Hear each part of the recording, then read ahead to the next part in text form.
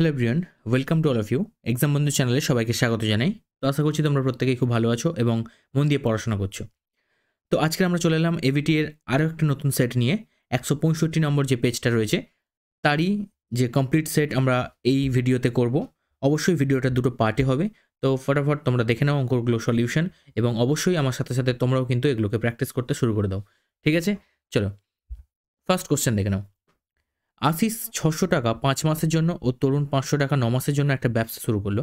লভ্যাংশ তাদের মধ্যে বণ্টিত হবে কোন অনুপাতে, সেটা তোমাকে বের করতে হবে। ঠিক আছে, আচ্ছা একটা কথা বলি, ভিডিও তোমরা অনেকেই দেখছো, ভালো লাগছে, কমেন্ট দেখে আমারও খুব ভালো লাগছে, বাট তোমরা কিন্তু অনেকে লাইক করছো না। এটা কিন্তু অবশ্যই করতে হবে, ভিডিও দেখতে হবে এবং অবশ্যই কিন্তু লাইক করতে হবে, তবেই না আমাকে ভিডিও করার জন্য মোটিভেট করবে।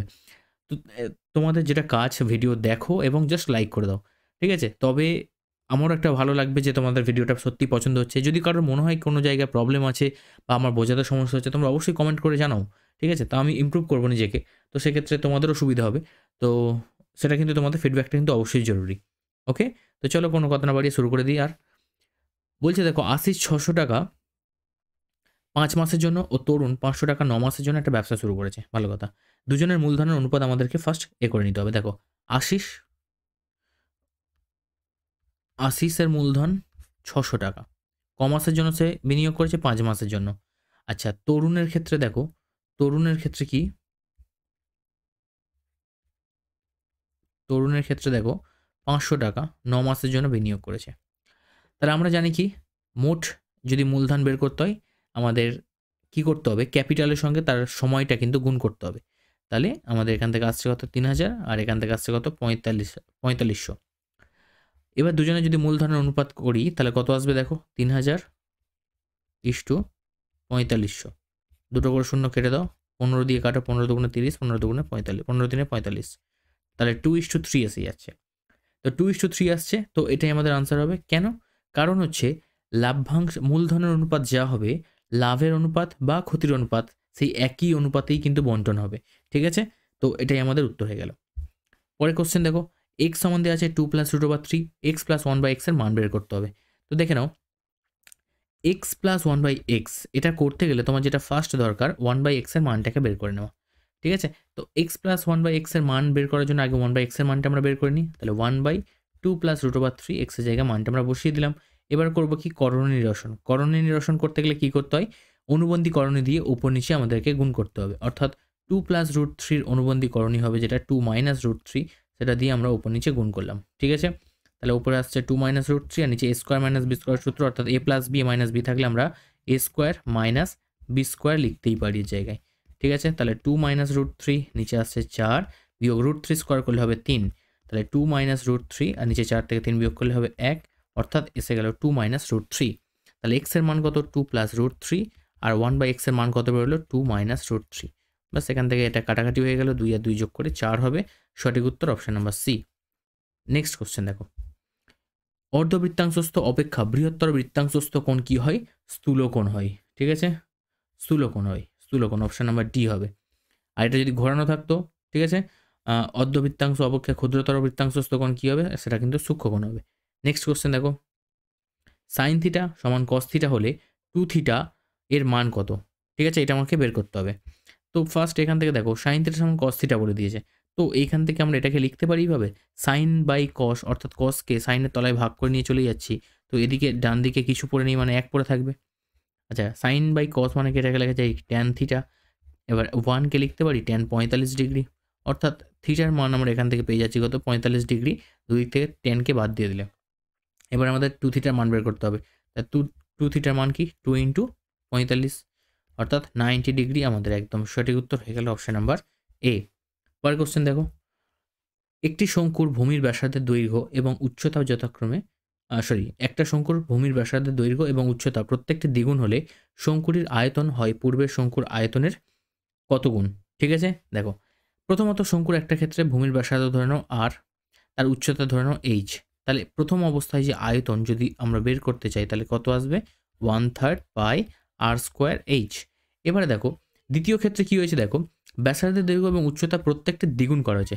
তাহলে এই আরটা হয়েছে 2r, আর এইচটা হবে কি? 2h। ঠিক আছে, তাহলে এক্ষেত্রে আয়তন কি হবে দেখো, এখানে আয়তন কী হবে 1/3 পাই আর স্কোয়ার, অর্থাৎ 2r এর হোল স্কোয়ার ইন্টু এইচ মানে 2h। দেখো এখন ব্যাসার্ধ দ্বিগুণ হয়ে গেছে, উচ্চতাও দ্বিগুণ হয়ে গেছে, তো সেক্ষেত্রে আমরা ব্যাসার্ধের জায়গায় 2r লিখবো, উচ্চতার জায়গায় 2h লিখবো। তাহলে 1/3 পাই, এটাকে ভাঙলে কী হবে 4r স্কোয়ার ইন্টু এখান থেকে হবে 2h। এবার ক্যালকুলেশন করে দাও, 4 2 8, 8 ইন্টু 1/3 পাই আর স্কোয়ার এইচ। তো দেখতেই পাচ্ছ এখানে যা আছে এখানে তাই আছে, শুধু 8 গুণ হয়ে আছে, তাই তো? তাহলে এখানে কত হবে উত্তর আমাদের 8 গুণ হবে। ওকে, নেক্সট কোশ্চেন দেখো, summation i equal to 1 to 20, অর্থাৎ এখানে রেঞ্জ বলে দেওয়া আছে আয়ের নিম্নমান 1 এবং সর্বোচ্চ মান 20, এইরকম একটা পরিসরের মধ্যে xi মাইনাস 4 যদি বলে দেওয়া থাকে 10, তাহলে এক্স বার অর্থাৎ গড় বের করতে হবে তোমাকে, তাই তো? তো এটাকে আমরা কীভাবে ভাঙতে পারি দেখো, দেখো এখান থেকে আমরা লিখতে পারি এক্স মাইনাস 20, ঠিক আছে, এক্স মাইনাস 20 ইন্টু 4, ঠিক আছে, সমান 10।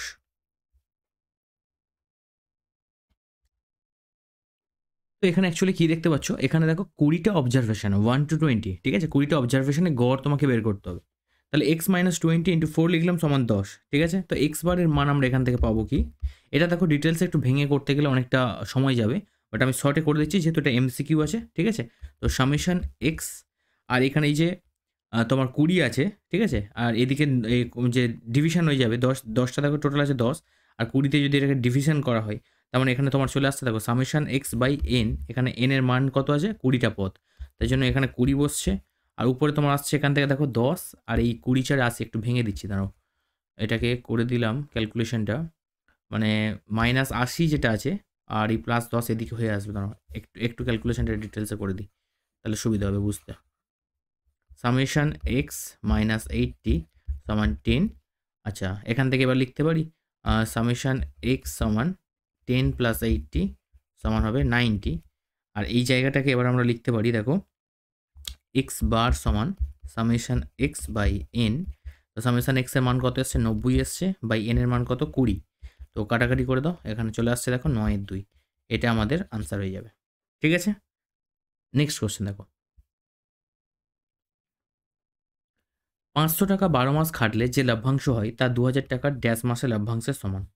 তাহলে দেখো 500 টাকা 12 মাস খাটছে, তাহলে 500 ইন্টু 12, ঠিক আছে, এটা কার সঙ্গে সমান হবে না 2000 টাকা ড্যাশ মাস বলেছে, তাই 2000 টাকা আমি এক্স মাস ধরে নিচ্ছি, তো দুজনের অনুপাত নিশ্চয়ই লভ্যাংশের পরিমাণ নিশ্চয়ই সমান হবে, তবেই না দেখো সমান যেহেতু তাই জন্য আমরা সমান চিহ্ন দিয়ে দিলাম।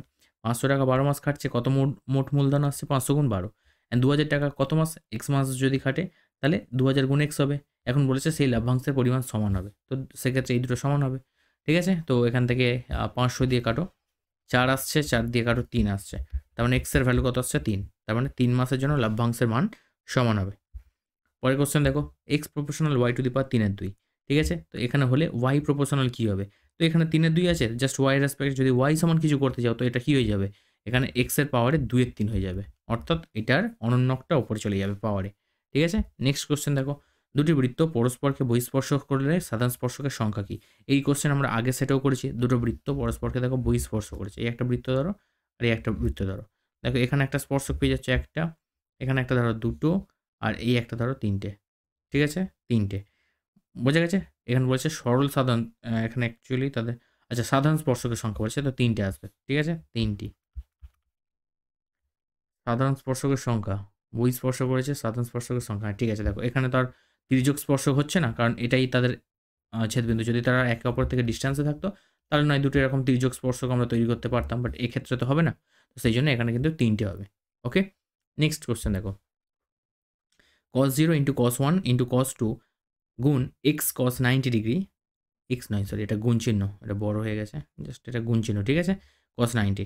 এবার দেখো cos 0 এর মান কত, cos 0 sin 0 0 হয়, cos 0 এর মান কত হয় 1 হয়, cos 1 এর মান কত, cos 1ই রেখে দাও নো প্রবলেম, গুণ এইভাবে চলতে চলতে চলতে চলতে একটা সময় পরে cos 90 আসবে, আর sin 90 1 হয়, বাট cos 90 কী হয় 0 হয়, তো 0-র সঙ্গে পুরো সিরিজ গুণ করা মানে কি 0 হবে আনসার, ঠিক আছে। নেক্সট কোশ্চেন দেখো, একটা নিরেট গোলককে একটি নিরেট লম্ববৃত্তাকার চোঙ, একটা নিরেট গোলক গলিয়ে একটা নিরেট লম্ববৃত্তাকার চোঙ তৈরি করা হলো, গোলক ও চোঙের ড্যাশ সমান হবে, তাহলে গোলকের মধ্যে যা ধাতু আছে সেটা দিয়েই লম্ববৃত্তাকার চোঙ তৈরি করা হয়েছে, তার মানে দুজনের ধাতুর পরিমাণ সমান, আর তো এক্ষেত্রে আমাদের আয়তনটা সমান হবে। ঠিক আছে, আয়তনটা সমান হবে। নেক্সট কোশ্চেন দেখো, 2, 3, 9, 10, 9, 3, 10, 9 তথ্যের সংখ্যাগুলোর মান বের করতে হবে। তার মানে দেখতে হবে কোনটা সব থেকে বেশি বার আছে। তো এখানে দেখো 9টা সব থেকে বেশি বার আছে, তো এই তথ্যের সংখ্যাগুলোর মান কোনটা হবে? 9 হবে আনসার। নেক্সট, বার্ষিক 10% হারে 100 টাকার 1 বছরের সরল সুদ ও চক্রবৃদ্ধি সুদের পার্থক্য হবে 1 টাকা। ঠিক আছে, তো এখানে সত্য কি মিথ্যা আমাকে যাচাই করতে হবে। এবার টেস্ট করে দেখানো যায়, 10% হারে 100 টাকা, তাহলে 100 টাকার আমরা চক্রবৃদ্ধি সুদ বের করব। তাহলে 100 ইন্টু 1 প্লাস 10/100, 1 বছর বলেছে তো পাওয়ার 1। যেহেতু চক্রবৃদ্ধি সুদ বের করছি, তো আমাদের কী করতে হবে? আসলটা বিয়োগ করতে হবে। তাহলে আসলটা এখান থেকে সরাসরি বিয়োগ করে দাও। তো এখান থেকে ক্যালকুলেশন করলে কত আসছে দেখো, 100 গুণ এখানে 110, নিচে 100 বিয়োগ 100। ঠিক আছে, পাওয়ার 1 আছে যেহেতু, তো সরাসরি এটাই বসছে। 100 কেটে গেল, তাহলে 110 থেকে 100 বিয়োগ করলে কত হবে? 10 টাকা হবে। বাট এখানে কত দেওয়া আছে? 1 টাকা দেওয়া আছে, তার মানে স্টেটমেন্টটা কি? মিথ্যা। নেক্সট কোশ্চেন দেখো, যৌগিক অনুপাত বের করতে বলেছে। তাহলে এইগুলো যৌগিক অনুপাত কি? যৌগিক অনুপাত বের করতে গেলে কি করতে হয়? প্রত্যেকটা অনুপাতের পূর্ব পদগুলোকে গুণ করতে হয় এবং তারপর উত্তর পদগুলোকে গুণ করতে হয়, করে তাদের অনুপাত করতে হবে। অর্থাৎ এবি গুণ বিসি গুণ সিএ ইস টু পরের উত্তর পদগুলো যেগুলো আছে তাদের গুণ করবো, সি স্কোয়ার গুণ এ স্কোয়ার গুণ বি স্কোয়ার। তো এটাকে সলভ করলে কী পাবো? এখান থেকে দেখো a square b square c square তৈরি হবে, ইস টু এখান থেকে a square b square c square তৈরি হবে। তো সেম টু সেম কেটে গেল, অর্থাৎ 1:1 হবে। তো ঠিকঠাকই রয়েছে এটা। তো এটা হচ্ছে আমাদের সত্য হবে। ঠিক আছে, সত্য হবে। পরের কোশ্চেন দেখো, যে কোনো দুটো সমকোণী ত্রিভুজ সর্বদা সদৃশ, বিবৃতিটা দেখো মিথ্যা হবে। কেন সদৃশ? কারণ ধরো আমি একটা সমকোণী ত্রিভুজ আঁকলাম, ধরো এরকম টাইপসের, এটা একটা এরকম টাইপস আঁকলাম, আর আরেকটা সমকোণী ত্রিভুজ আঁকলাম দেখো এইরকম হয়েছে। এখানে দুটো ত্রিভুজই কি সমকোণী ত্রিভুজ, দেখো এটা 90 ডিগ্রি এবং এখানে এটা 90 ডিগ্রি। ঠিক আছে, কিন্তু এরা কিন্তু পরস্পর সদৃশ নয়। বোঝা গেছে? তো প্রত্যেকের কোণ আলাদা, বুঝতেই পারছো। তো সেক্ষেত্রে সদৃশ কোণই হলে তবেই না তারা সদৃশ হবে। তো এই জন্য এই স্টেটমেন্টটা কি? মিথ্যা। একটা করে কোণ মিলছে 90 ডিগ্রি, বাট এই কোণটার সঙ্গে দেখো এই কোণটা কি ম্যাচ করে, নাকি এই কোণটার সঙ্গে এই কোণটা ম্যাচ করে? বোঝা গেছে? সেই জন্য কিন্তু এরা মিথ্যা স্টেটমেন্ট। একটা রশ্মির প্রান্তবিন্দুকে কেন্দ্র করে রশ্মিটিকে ঘড়ির কাঁটার বিপরীত দিকে ঘোরানোর জন্য উৎপন্ন কোণটি কী হবে? দেখো ঘড়ির কাঁটার উল্টো দিকে ঘোরানো হচ্ছে, তো ঘড়ির কাঁটার উল্টো দিকে হলে কি হয়? ধনাত্মক কোণ তৈরি হয়। দেখো ঘড়ির কাঁটা কীরকমভাবে যায়? এরকমভাবে ঘোরে। ঠিক আছে, তো এইটাকে আমরা ঋণাত্মক বলে থাকি। ঠিক আছে, ঋণাত্মক এইভাবে ধরে থাকি অঙ্কে। আর এখানে বলেছে ঘড়ির কাঁটার বিপরীত দিকে ঘোরার জন্য উৎপন্ন কোণটি ধনাত্মক হবে। তো এটা ঠিকঠাকই রয়েছে। তো উল্টো দিকে মানে কি? ঘড়ির কাঁটা এইরকমভাবে ঘোরানোর কথা বলছে। তো এটা হচ্ছে পজিটিভ কোণ ধরায়। তো এটা ঠিকঠাকই স্টেটমেন্ট রয়েছে, এটা সত্য। ঠিক আছে, নেক্সট দেখো, একটা ঘনকের সমগ্রতলের ক্ষেত্রফল 150 বর্গ সেমি, তার আয়তন কত হবে? তার আয়তন বলে দিয়েছে 150 ঘন সেমি। তো চেক করে দেখতে হবে আমাদের। একটা ঘনকের সমতলের ক্ষেত্রফলের সূত্র কি? 6, আর তার বাহু যদি আমরা এ ধরে থাকি তাহলে সেক্ষেত্রে 6a স্কোয়ার। ঠিক আছে, তো 6a স্কোয়ার তার ক্ষেত্রফল হবে, আর আমাদের সেই ক্ষেত্রফলটার পরিমাণ বলে দিয়েছে 150। তার মানে a স্কোয়ার সমান কত আসবে? এখান থেকে কাটাকাটি করো, কাটাকাটি করলে 6 2 12, 3 6 5 30, 25 আসবে। অর্থাৎ এর মান চলে আসছে কত? 5। তো ঘনকটার আয়তন কী করে বের করতে হয়? আয়তনের সূত্র কী হয়? a কিউব হয়, অর্থাৎ 5-এর কিউব করতে হবে। 5-এর কিউব মানে হবে কত? 150 ঘন সেমি। কিন্তু ওখানে কত দেওয়া আছে দেখো? 150 ঘন সেমি। তার মানে কি এই স্টেটমেন্টটা কী হবে? মিথ্যা হবে। পরের কোশ্চেন দেখো, 2 3 9 10 9 3 9 তথ্যের মধ্যমার মান কত? তো মধ্যমার মান 10 বলেছে, তো আমরা চেক করে দেখি আদৌ সত্যি কিনা। তো এই তথ্যের মধ্যমা বের করতে গেলে প্রথমে এই তথ্যটাকে অ্যাসেন্ডিং অর্ডার মিন্স ছোটো থেকে বড়তে সাজাতে হবে। ঠিক আছে, তোমার হচ্ছে ছোটো থেকে বড় সাজিয়ে নাও। 2 3 3 9 9 10, 2 3 3 2 3 3 9 9 কটা 9 আছে দেখো? 1 2, আচ্ছা 3টে 9 আছে, একটা 9 বাদ পড়েছে আর একটা 10। তো ফার্স্ট আমরা এটাকে অ্যাসেন্ডিং অর্ডার বা ঊর্ধ্বক্রমানুসারে সাজিয়ে নিলাম। নেওয়ার পরে আমাদেরকে এবার কী করতে হবে?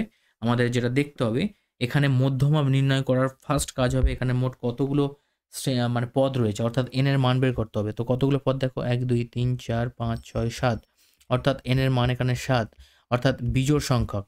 আর বিজোড় সংখ্যক যদি এন হয়ে থাকে তো সেক্ষেত্রে আমরা কী করতে পারি? দেখো তুমি এমনিই বলতে পারো এদিক থেকে 3টে বাদ, এদিক থেকে 3টে বাদ গেলে 9 হবে মধ্যমা। ঠিক আছে, মানলাম। বাট যদি সংখ্যাগুলো অনেক থাকতো তখন তোমরা যে প্রসেস দিয়ে করতে সেটা হচ্ছে এই প্রসেস। তো এইরকম ক্ষেত্রে কী করতে হয়, n+1 যখন বিজোড় সংখ্যা থাকে তখন n+1/2 এটাকে করতে হয়। তো n এর মান কত এখানে 7, তো 7+1/2 অর্থাৎ 8/2 মিনস 4। এততম পদ, দেখো চতুর্থ যে পদটা দেখতেই পাচ্ছ 1 2 3 4 অর্থাৎ 9টাই হবে কিন্তু আমাদের মধ্যমা। বাট এখানে মধ্যমা কত দিয়েছে, 10 দিয়েছে, তো এই স্টেটমেন্টটা কী হবে, মিথ্যা হবে। পরের কোশ্চেন দেখো, বার্ষিক সরল সুদে 4% থেকে কমে, বার্ষিক সরল সুদের হার 4% থেকে কমে 3.34% হলে এক ব্যক্তির আয় 60 টাকা কমে যায়। ঠিক আছে, আচ্ছা ছিল কত, ছিল 4%, সেটা কমে গেছে এখন কত, 3.34%। অর্থাৎ এটাকে আমরা একটু সিম্পলিফাই করে নিই, 12 আর 3 15, ঠিক আছে, 15 4%, এটা হয়ে যায় এক ব্যক্তির আয় 60 টাকা কমে গেল। অর্থাৎ এইটুকুর জন্য এই গ্যাপটা কত, দেখো 4 ছিল হয়ে গেছে 15/4, তার মানে বিয়োগ করলে আমরা পেয়ে যাব যে কতটা কমেছে। ঠিক আছে, দেখো কমেছে কত, 4 লসাগু নিয়ে নাও, 16 বিয়োগ 15 অর্থাৎ 1/4। ঠিক আছে, 1/4। তো এই যে 1/4 আমাদের বলেছে, দেখো ওই ব্যক্তির আসল নির্ণয় করতে হবে। তো এই 1/4 অ্যাকচুয়ালি কী হয়েছে, এত পার্সেন্ট কমেছে, তাই তো 4% থেকে 3.34 হয়েছে মানে 1/4% কমেছে। তো চলো আমরা টেস্ট করে দেখি, আমরা মূলধন জানি না, তো ফার্স্ট মূলধনটাকে আমরা এক্স ধরে নিলাম। ঠিক আছে, এক্স হচ্ছে আমাদের মূলধন। এখন এক্স যদি মূলধন হয় 4% হারে সুদ কত আসবে, I1টাকে দিয়ে বোঝাচ্ছি আমরা প্রথম ক্ষেত্রে সুদ, অর্থাৎ এক্স টাকার উপরে 4% হারে কত, 1 বছর, তাই তো বার্ষিক বলেছে, তো 1 বছরের সুদ কত আসবে, দেখো আসবে এখান থেকে কাটাকাটি করে দাও 25, x/25 এত টাকা। এবারে ওই সেম এক্স টাকার উপরে যদি আমরা, ওই সেম এক্স টাকার উপরেই আমরা করছি, দ্বিতীয় ক্ষেত্রে যদি আমরা সুদটা বের করি I2 যেটা বোঝাচ্ছি, সেটাও সেম ক্যাপিটাল এক্স থাকছে। এখন সুদের পরিমাণ কত হয়ে গেছে, 3.34 অর্থাৎ 15/4, নিচে দিয়ে দিলাম 100 দিলাম, আর 1 বছরের জন্য। তো এখানে দেখো কত আসছে, 5 3 15, এখানে 20 অর্থাৎ 3x/80, এটা আসছে 3x/80। তো এই যে গ্যাপটা, এই যে গ্যাপটা দেখো, আমি এটা পরে আসছি, এখান থেকে পরে বলে দিচ্ছি, দেখো কিন্তু এইখান থেকে আগে বোঝো কী ব্যাপারটা আসছে, মানে আমি একটু বেসিক মেথড দিয়ে দেখাচ্ছি, তারপর শর্টকাট দিয়ে কী করে করতে এখান থেকে দেখে দিচ্ছি, যেটা করতে করতে আমি এখান থেকে ছেড়ে দিলাম। ঠিক আছে, তাহলে এই যে পরিবর্তনটা এলো, ছিল x/5, x/25 টাকা, এত টাকা হওয়ার কথা ছিল, বাট সেটা কমে গিয়ে এখন এটা হয়ে গেছে। তো কত কমেছে, তো তার জন্য আমরা একটা সমীকরণ বানাবো, x/25 থেকে 3x/80, এটা বিয়োগ করব। আগে পাওয়া যেত x/25 টাকা, এখন পাওয়া যাচ্ছে 3x/80 টাকা, অবশ্যই কমে গেছে, কারণ কমেছে, পার্সেন্টেজ যদি কমে তো সেক্ষেত্রে সুদের পরিমাণও কমে যাবে। তো এর পরিমাণটা কত কমেছে, 60 টাকা দেওয়া আছে। তো 25 আর 80 লসাগু নিয়ে নাও 400, ঠিক আছে, 25 16 400 মানে এখানে 16x, আর এখান থেকে 80 দিয়ে কাটলে 80 5 5 3 15x সমান 60। তো এটাকে সলভ করলে কী পাবো, দেখো x/400 সমান 60, তার মানে x সমান 4 6 24 আর দুটো শূন্য, এত টাকা। এটা আমাদের টোটাল মূলধন আমরা বের করে দিলাম, এটাই আমাদের আনসার হয়ে গেল। ঠিক আছে, আসলের পরিমাণ। এবার এই জিনিসটাকেও যদি শর্টে করতে যাই, তো দেখো সুদের যে পরিবর্তন কত হয়েছে, পার্সেন্টেজ 1/4 এসছে। ঠিক আছে, তো এই 1/4 পরিবর্তনের জন্য পরিবর্তন হয়েছে কত, 1/4 পরিবর্তনের জন্য পরিবর্তন হয় 60 টাকা। 1 টাকার জন্য কত হবে, 60/1/4 মানে উল্টে গেলে হবে 4, অর্থাৎ 240 টাকা। আর আসলটাকে সবসময় আমরা 100 দিয়ে বোঝাই, তাহলে 240 গুণ 100 অর্থাৎ মানে 24,000 টাকা। ঠিক আছে, তো আশা করি তোমরা বুঝতে পেরেছো আগেরটা। দেখে নাও এই কোশ্চেনটা কী আছে। একটা অংশীদারি কারবারে 3 বন্ধুর মূলধন অনুপাত 1:4, রেশিও 1:3, 1:2, 1/2 সরি 1/4, 1/3, 1/2। 1 বছর পরে মোট লাভ হয়েছে 3,900 টাকা, তাহলে তাদের প্রত্যেকের লাভের পরিমাণ কত। ঠিক আছে, আগে এই ধরনের ভগ্নাংশওয়ালা যে অনুপাত আছে সেই জিনিসটা আমরা কিন্তু সাবলীল নই, তো ওটাকে আমরা ফার্স্ট করবো কি, পূর্ণ সংখ্যার অনুপাতে কনভার্ট করে নেব। তো তার জন্য কী করব, এই তলার সংখ্যাগুলোকে লসাগু নিয়ে প্রত্যেকের সঙ্গে গুণ করে দেবো, অর্থাৎ 4 3 2 এর লসাগু কত হবে, 12 হবে। তো সেই 1/4 সঙ্গে 12 গুণ করো, ইস্টু 1/3 সঙ্গে 12 গুণ এবং 1/2 সঙ্গে 12 গুণ, এরকম থাকলে তোমাদেরকে এইটাই করতে হবে। ঠিক আছে, তো কাটাকাটি করে নাও, তাহলে পেয়ে গেলে দেখো 3 4 6, অর্থাৎ 1/4 ইস্টু 1/3 ইস্টু 1/2 যা বোঝাবে, 3:4:6 সেটাকেই বোঝাবে। ঠিক আছে, এবার দেখো বলেছে 3,900 টাকা টোটাল লাভ হয়েছে, বলেছে প্রত্যেকের লাভ বের করো। তাহলে প্রথম বন্ধুর লাভ, ঠিক আছে, প্রথম বন্ধুর লাভ, দ্বিতীয় বন্ধুর লাভ এবং তৃতীয় বন্ধুর লাভ, আমরা তিনজনের লাভটাকেই বের করব। ঠিক আছে, তো প্রথম বন্ধুর লাভ বের করছি, দেখো 3,900 ইন্টু প্রথম বন্ধুর লভ্যাংশ কত 3 এবং আনুপাতিক ভাগাহার করতে গেলে সবকটাকে কী করতে হয়? যোগ করতে হয়। 3 আর 4 7 আর 6 13, কাটাকাটি করো 300, তা 300 গুণ 3 করলে হবে 900। এত টাকা হচ্ছে প্রথম বন্ধু লাভ। সেম দ্বিতীয় বন্ধুর বেলাও তাই একই করব। এর ক্ষেত্রে আনুপাতিক ভাগাহার 4 এর 13 হবে, 300 মানে 1200 হবে এখানটায়। আর তৃতীয় বন্ধুর ক্ষেত্রে 3900 গুণ আর 6 এর 13 হবে, তাহলে আসছে কত? 1800। ব্যাস হয়ে গেল। এই টাকা একটা, এই টাকাটা একটা, এই টাকাটা একটা। ওকে, নেক্সট। পি এর কোন মানের জন্য এক্স স্কোয়ার, এটা কিন্তু এক্স স্কোয়ার আছে, ঠিক আছে, x square plus P minus 3 into x plus P সমান 0 সমীকরণের সমান ও বাস্তব বীজ থাকবে, সেটা তোমাকে নির্ণয় করতে হবে। আচ্ছা, সমান ও বাস্তব বীজ বের করতে গেলে কী করতে হয়? বি স্কোয়ার মাইনাস 4ac অর্থাৎ নিরূপকের মানকে শূন্য দেখাতে হয়। তাহলে এই সমীকরণে বি মানে কত? এক্সের যে সহগ তাকেই বি বলা হয়, অর্থাৎ পি মাইনাস 3 এইটা এর স্কোয়ার মাইনাস 4a মানে কত? এক্স স্কোয়ার যে সহগ, তো কেউ নেই মানে 1 আছে, আর সি মানে কত? যেটা ধ্রুবক থাকে, অর্থাৎ পি সমান 0। তাহলে এটাকে হোল স্কোয়ার ভাঙলে কী পাবো? P square minus 6p plus 9 এ মাইনাস বি তার হোল স্কোয়ার সূত্র লিখলাম, আর এখান থেকে 4-এর সঙ্গে 1 আর পি গুণ করলে হবে 4p। এবারে দেখো এখান থেকে পি স্কোয়ার, এখান থেকে মাইনাস 10p প্লাস 9, ঠিক আছে, সমান 0। আর এবারে 9টাকে ভেঙে আমাদেরকে উৎপাদকে বিশ্লেষণ করতে হবে, অর্থাৎ পি স্কোয়ার 9টাকে ভেঙে আমরা লিখতে পারি 9 প্লাস 1, 9-কে 9 করলে 9 হয়, আর সেই 9 যোগ 1 করলে আমরা 10 লিখতে পারি, ঠিক আছে, 10-এর জায়গায়, তাই জন্য 9 যোগ 1 লিখলাম। তাহলে P square minus 9p minus P plus 9 সমান 0। তাহলে এখান থেকে পি কমন নিয়ে নিলে p minus 9 minus p minus 1 common নাও, নিলে পি মাইনাস 9, কিচ্ছু যখন কমন যায় না তখন 1 নিতে হয়। তাহলে একটা উৎপাদক পেলাম পি মাইনাস 9, আর একটা উৎপাদক পেলাম পি মাইনাস 1। তো এই দুটোকে যদি শূন্য করে দিই তাহলে পি সমান একটা 9 আসবে, আর একটা আসবে 1, ঠিক আছে। তো দুটো বাস্তব এবং সমান বীজ থাকবে। পি এর মান কিসের জন্য? না, পি সমান 9 আর 1 যদি হয় সেক্ষেত্রে সমীকরণটির একটা দুটি বাস্তব ও সমান বীজ থাকবে। ক্লিয়ার? নেক্সট কোশ্চেন দেখো, পরের কোশ্চেন চলে আসছে, দেখো 1/√2 plus 1 plus 1/√3 plus 2 plus 1/√4 √4 plus √3। তো এগুলো করার জন্য আমরা ফার্স্ট এই প্রত্যেকটার আলাদা আলাদা মানগুলোকে একটু বের করে নেবো, যাতে এই অঙ্কটা করতে আমাদের সুবিধা হয়, ঠিক আছে। তো করণীয় নিরসন করে নিই প্রথমটার, √2 প্লাস 1, এটাকে যদি করণীয় নিরসন করা যায় কী পাবো? দেখো এর অনুবন্ধী করণী দিয়ে ওপর নিচে গুণ করবো। আচ্ছা, নিচে যদি √2 প্লাস 1 এর সাথে যদি √2 মাইনাস 1 দিয়ে গুণ করি তাহলে √2 এর হোল স্কোয়ার করলে 2 পাবো, মাইনাস 1 স্কোয়ার অর্থাৎ a square minus B square সূত্র পড়ে যাবে, আর তাহলে হবে √2 মাইনাস 1 বাই নিচে 1 অর্থাৎ √2 মাইনাস 1। এটা হলো। সিমিলারলি আমরা করতে পারি কি √3 প্লাস √3 এর করণীয় নিরসন, তাহলে সেক্ষেত্রে এর অনুবন্ধী করণীয় অর্থাৎ √3 মাইনাস √2 দিয়ে ওপর আর নিচে গুণ করব।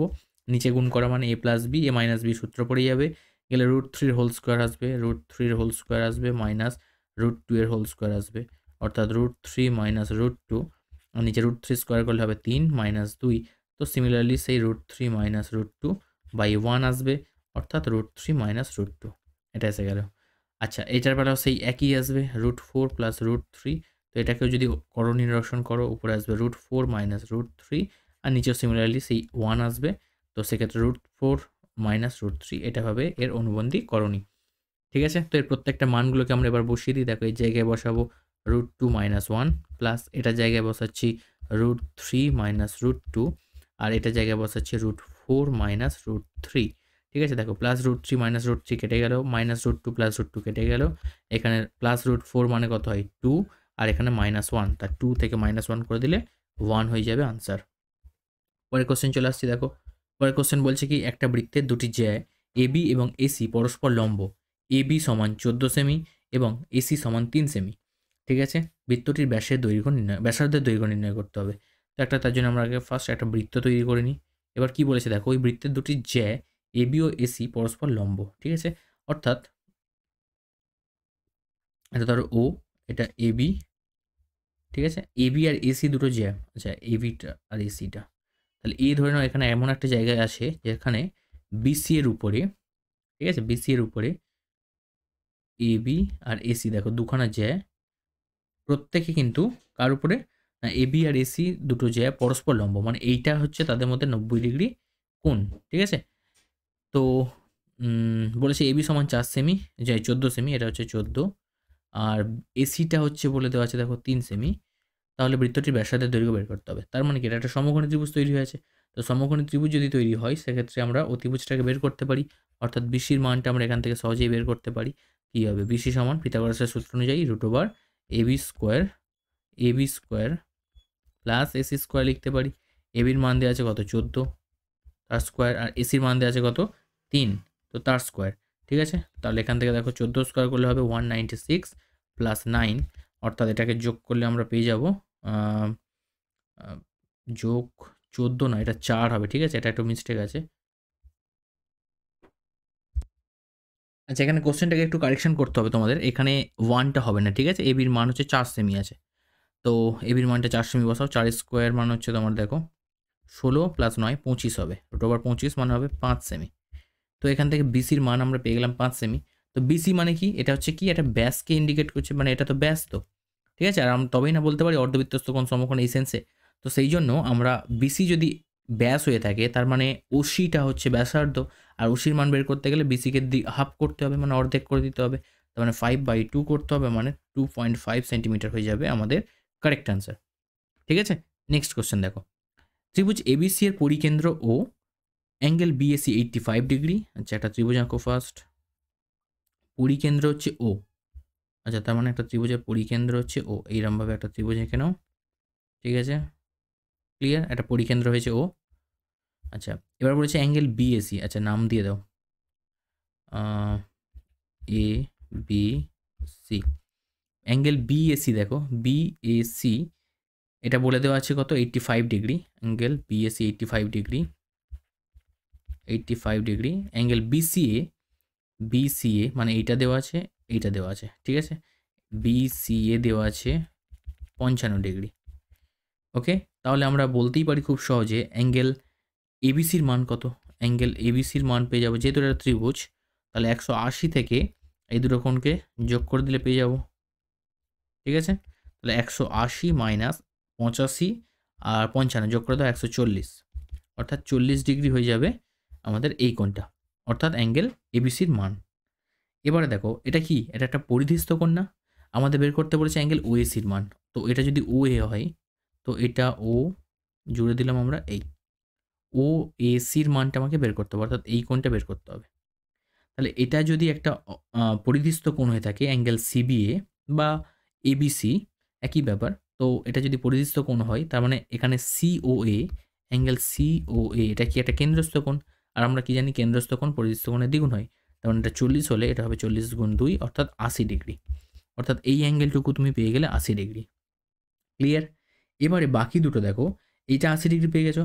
এবারে এইখানে এই যে টুকরো দুটো কোণটা দেখতে পাচ্ছ, এই একটা টুকরো কোণ আর এই একটা টুকরো কোণ, এই দুটো টুকরো কোণ কী হবে, সমান হবে, তাই না? এই একটা কোণ আর এই একটা কোণ সমান হবে, কারণ সমদ্বিখণ্ড কী তো আছে এখানে, এই দুটো কোণের সমদ্বিখণ্ড কী তো এখানে গিয়ে সিও আর ও এ হয়েছে। তো সেক্ষেত্রে আমরা বলতেই পারি দুটো কোণ যেহেতু সমান, তো দুটো কোণের মধ্যে যে কোনো একটাকে এক্স ভাবতে পারি। তার মানে দুটো কোণই এক্স আর এক্স এটাই আসবে। তার মানে ত্রিভুজ সিও এ, এখান থেকেই আমরা কি পাচ্ছি, ত্রিভুজ সিও এ থেকে পাচ্ছি এক্স ডিগ্রি প্লাস ওপরে কোণটা কত 80 ডিগ্রি। ঠিক আছে, 80 ডিগ্রি যোগ করলে নিশ্চয়ই 180 পেয়ে যাব, অর্থাৎ 2x সমান আসবে 180 মাইনাস 80 মানে 100 ডিগ্রি। তার মানে এক্সের ভ্যালু পেয়ে গেলাম আমরা কত 50 ডিগ্রি। তার মানে দুটো কোণই 50-50 করে চলে আসবে, অর্থাৎ আমরা বলতেই পারি অ্যাঙ্গেল যেটা আমাদের প্রশ্নে দেওয়া আছে অ্যাঙ্গেল ওএসির মান কত আসছে 50 ডিগ্রি, এটাই আমাদের কারেক্ট অ্যান্সার। পরের কোশ্চেন চলে আসছে দেখো, একটা বৃত্তস্থ চতুর্ভুজ পরপর 3টি কোণ অনুপাত 1 2 3। আচ্ছা, প্রথম ও তৃতীয় কোণের মান নির্ণয় করো। বৃত্তস্থ চতুর্ভুজের পরপর 3টে কোণ অনুপাত 1 2 3 দেওয়া আছে, বাকিটা 4 নম্বরটা বলে দেয়নি। বৃত্তস্থ চতুর্ভুজের বিপরীত কোণগুলো কী হয়, সম্পূরক হয়, তাই তো। আর তার মানে সমষ্টিগুলো কত হবে 180 করে হবে, অর্থাৎ 1 আর 3 এই যে কোণটা এটার যোগফল হবে 180। ঠিক আছে, তা অনুপাত যেটা দেওয়া আছে 1:2:3, এটা প্রথম 3টে, তাহলে তার মধ্যে প্রথম আর তৃতীয় যোগফল কত হবে 180। তাহলে প্রথম আর তৃতীয় অনুপাত তো 1:3 দেখতে পাচ্ছ, তাহলে প্রথমটার জন্য আমরা এক্স ধরে নিলাম, দ্বিতীয়টা হচ্ছে 3x ধরে নিলাম, তো দুটো যোগ করলে নিশ্চয়ই 180 আসবে। তার মানে এখান থেকে 4x এর মান চলে আসবে 180, x এর মান চলে আসবে 45 ডিগ্রি, হয়ে গেল x এর মান। তার মানে প্রথম ও তৃতীয় কোণের মান বের করতে হবে। তার মানে প্রথম কোণটা কত x মানে 45 ডিগ্রি, আর তৃতীয় কোণটা কত 3 × 45 মানে 135 ডিগ্রি, 135 ডিগ্রি। ব্যাস, এই দুটোই আমাদের আনসার। পরের কোশ্চেন দেখো, 2x সমান 3 sin θ এবং 5y সমান 3 cos থিটা সম্পর্ক দুটি থেকে থিটা অপনয়ন করো এবং এক্স ওয়াইয়ের সম্পর্কযুক্ত সমীকরণ নির্ণয় করো। ওকে, তো থিটা অপনয়ন করতে বলেছে, তো আমরা এখান থেকে দেখো এক্স এর মানটাকে ফার্স্ট বের করে নিই, সাইন থিটার মানটাকে বের করে নাও। প্রথম সমীকরণ থেকে সাইন থিটার মান বের করলে কী আসবে, 2x/3, তারপর তিনটে দিকে ভাগ হয়ে চলে যাবে।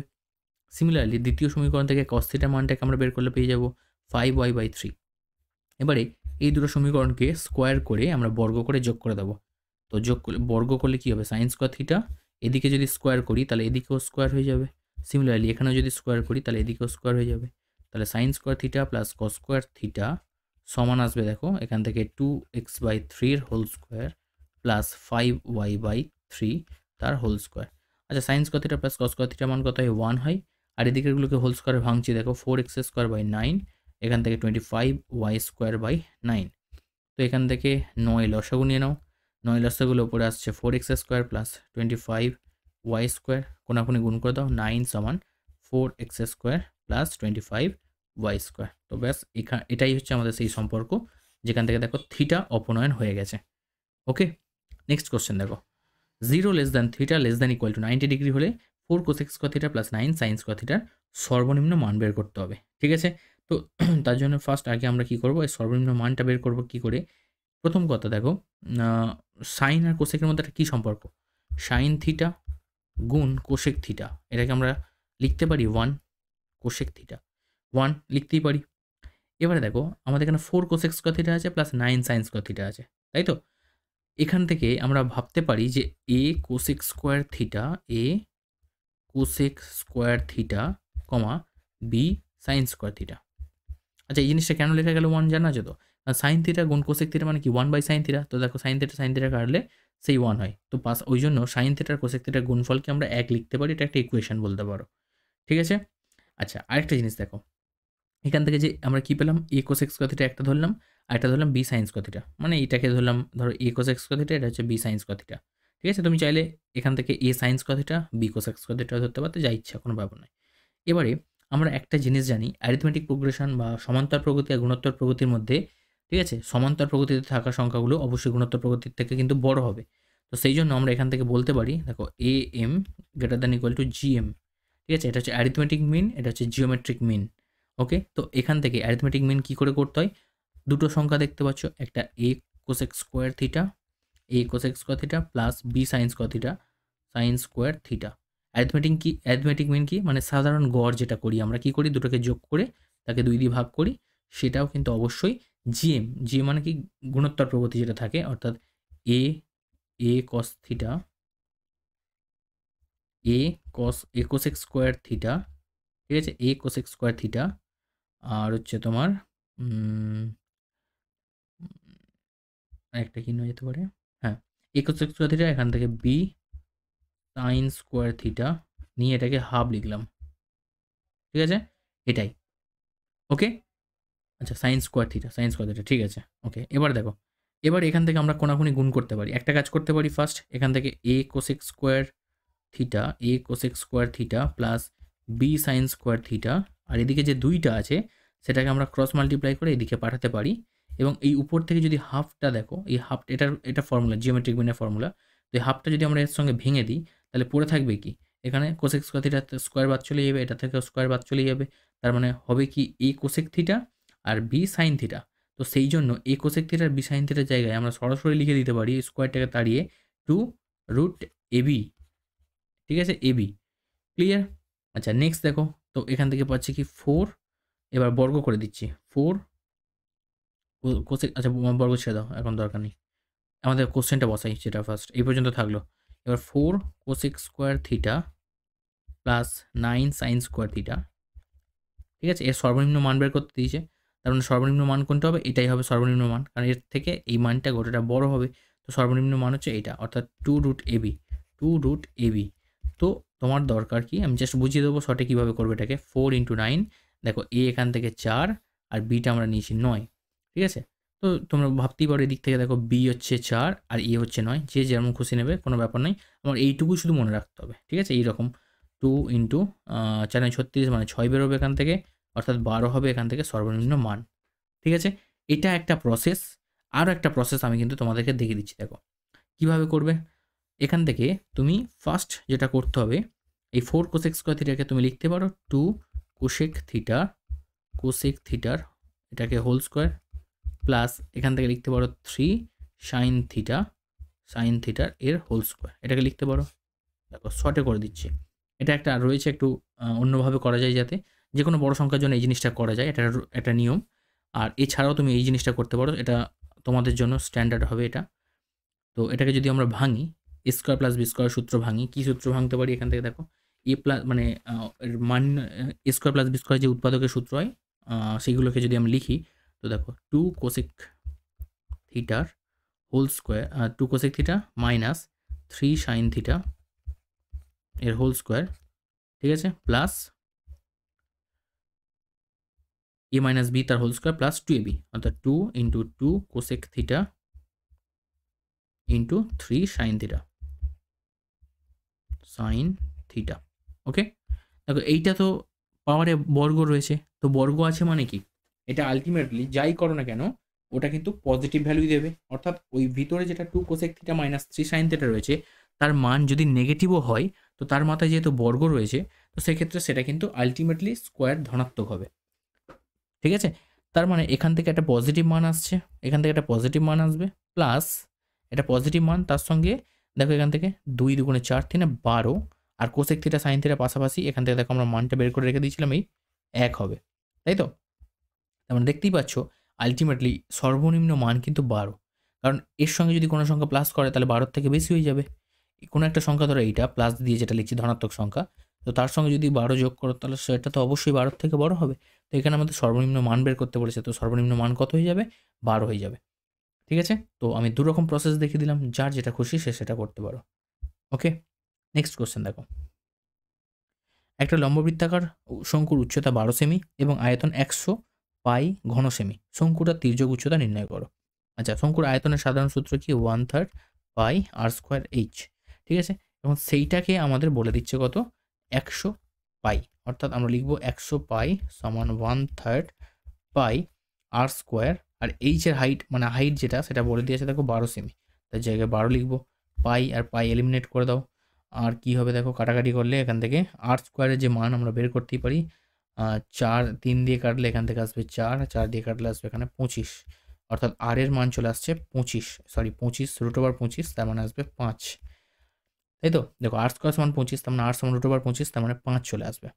তাহলে তির্যক উচ্চতা বের করতে বলেছে, তো তির্যক উচ্চতা বের করতে গেলে কি করতে হয়, √ ব্যাসার্ধ স্কোয়ার অর্থাৎ 5 স্কোয়ার, আর 2 উচ্চতা স্কোয়ার, তো উচ্চতা কত আছে, 12 আছে, তার মানে 12 স্কোয়ার, তাই তো। 5 স্কোয়ার মানে হবে 25, আর 12 স্কোয়ার হবে কত, 144, 169 আর 13 হবে। ঠিক আছে, তো এখানে পজিটিভ মান ধরেই করবো, কারণ নেগেটিভ মান জানো তো √ করলে প্লাস মাইনাস দিতে হয়, কিন্তু এখানে নেগেটিভ মান আমরা নেব না, কারণ দৈর্ঘ্য বা উচ্চতা এগুলো কখনো নেগেটিভ হতে পারে না, তো সেক্ষেত্রে ধনাত্মক মান অনুযায়ী 13 সেন্টিমিটার আমাদের কারেক্ট আনসার হয়ে যাবে। যদি ছবিটা দেখাতে মানে দেখতে চাও, আমি ছবিও করে দিচ্ছি, দেখে নাও কীভাবে আসছে ব্যাপারটা। এটা ধর একটা শঙ্কু আছে, এই উচ্চতাটা বলে দেওয়া আছে 12, আর ব্যাসার্ধটা আমরা বের করে নিয়েছি আর এর মান 5, ঠিক আছে, সমীকরণ থেকে 5। তাহলে এটা কি একটা সমকোণী ত্রিভুজ দেখতে পাচ্ছ, তো সমকোণী ত্রিভুজের ক্ষেত্রে এটা এর অতিভুজ, অতিভুজ বের করতে গেলে কী করতে হয়, অতিভুজ বের করতে গেলে লম্ব স্কোয়ার যোগ ভূমি স্কোয়ারের বর্গমূল করতে হয়। ঠিক আছে, তো ব্যাস সেটাই করা হয়েছে, করলে হয়ে যাবে। নেক্সট দেখো কি আছে, একটি নিরেট গোলকের বক্রতলের ক্ষেত্রফল এস এবং আয়তন ভি হলে s³/v² মান বের করতে হবে। s³, তো s³ মানে কি দেখো, বক্রতলের ক্ষেত্রফল এস, তাহলে এস রয়েছে, এস এর মান আগে বের করে নিই। এস এর মান কি, বক্রতলের ক্ষেত্রফল কি, 4 পাই আর স্কোয়ার, 4 পাই আর স্কোয়ার, আর আয়তন ভি আছে, তো গোলকের আয়তনের সূত্র কি, 4/3 পাই আর কিউব আছে। ঠিক আছে, এখন s³ বের করতে বলেছে, তাহলে s³ মানে কি, s³/v² বের করতে বলেছে, তাহলে s³ মানে 4 পাই আর স্কোয়ারের হোল কিউব বাই নিচে 4/3 পাই আর কিউবের হোল স্কোয়ার, এটা হবে। এটাকে সলভ করলে আমরা কী পাবো দেখো, এখান থেকে 4 কিউব মানে 4 গুণ 4 লিখে রাখো, কাটাকাটি করতে সুবিধা হবে। এখান থেকে আসবে পাই কিউব গুণ এখান থেকে r টু দি পাওয়ার 3 দুগুণে 6 আসবে, পাওয়ারে যে 3 ছিল সবার মাথায় চাপিয়ে দিলাম। তেমনি স্কোয়ারটাও ভাঙলে এখান থেকে পেয়ে যাবো 4 স্কোয়ার মানে 4 গুণ 4, আর যে 3টা আসবে নিচে 3 গুণ 3, সেটা অঙ্কের নিয়ম অনুযায়ী মেন ভাগটা যখন গুণ হবে সেই 3 দুটো নিচে যেহেতু আছে তো সেটা উপরে উঠে যাবে, সিমিলারলি পাই স্কোয়ার আসবে আর এখান থেকে r⁶ আসবে। r⁶ এটা কেটে যাবে, দুটো করে 4 কেটে যাবে। আচ্ছা, আর কি দেখো, পাই স্কোয়ারের সঙ্গে 3টে পাই কেটে গিয়ে 2টো পাই, একটা পাই থাকবে। তো নিচে আর কিছু পড়ে নেই, তাহলে উপরে কত আছে, 3 3 9 4 36 আর একটা পাই পড়ে আছে। তো এটা হয়ে যাবে আমাদের s³/v² এর মান। পরের কোশ্চেন দেখো, 11 12 14 x-2 x+4 এই যে সারিটা দেওয়া রয়েছে, এই রাশিমালাগুলোর ঊর্ধ্বক্রমানুসারে সাজানো এবং বলে দিয়ে আছে ঊর্ধ্বক্রমানুসারে সাজানো হয়েছে এবং তাদের মধ্যমা 24। তাহলে এক্সের মান কত? তাহলে প্রথম দেখবো মধ্যমা করতে গেলে প্রথম কোন যে পদটা, কতগুলো পদ রয়েছে এখানে দেখে নাও। এনের ভ্যালু এখানে কত আগে দেখো, 1 2 3 4 5 6 7 8 9, অর্থাৎ এনের ভ্যালু এখানে কত 9। আর 9 মানে কি বিজোড় সংখ্যা, আর বিজোড় সংখ্যা হলে কি করতে হয়, n+1/2 এইটাকে করতে হয়, অর্থাৎ 9+1/2 অর্থাৎ 10/2 = 5।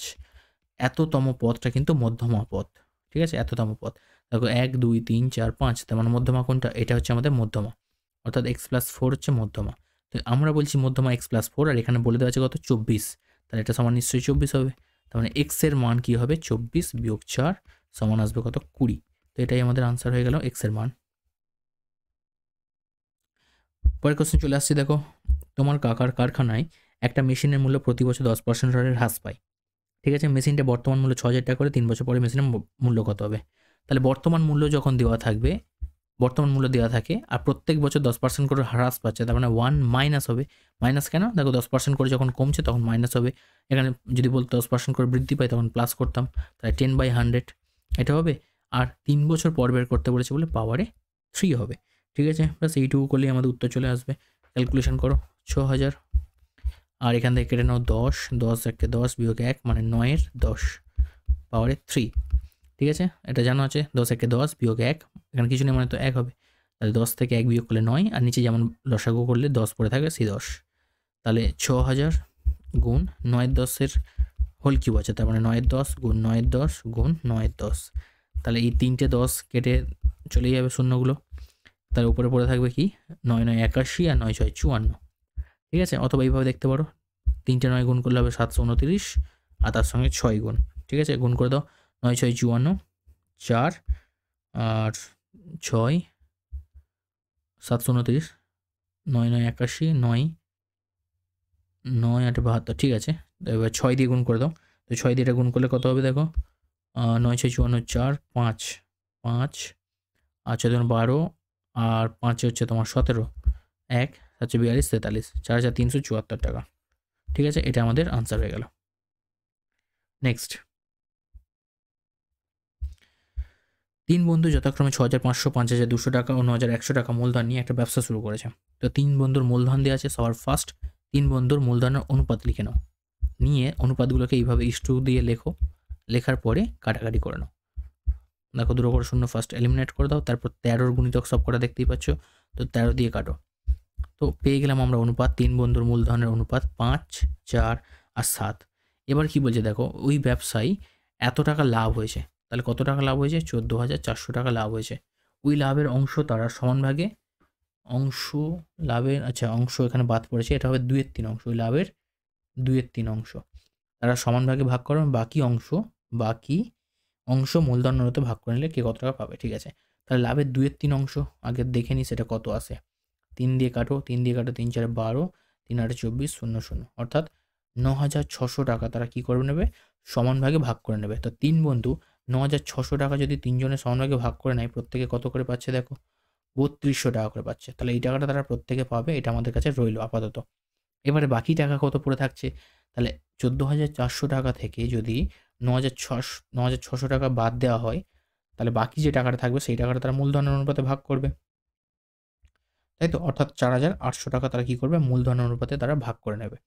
তাহলে দেখি প্রথম বন্ধু কত টাকা এখান থেকে পাচ্ছে। তাহলে প্রথম বন্ধুর পাবে দেখো 4,800-র মধ্যে এর আনুপাতিক ভাগ আর করবো, অর্থাৎ 5-এর, আর নিচে সব কটাকে যোগ করবো, 5,009 সাথে 16, তো 16 3 48, অর্থাৎ 300 আসবে।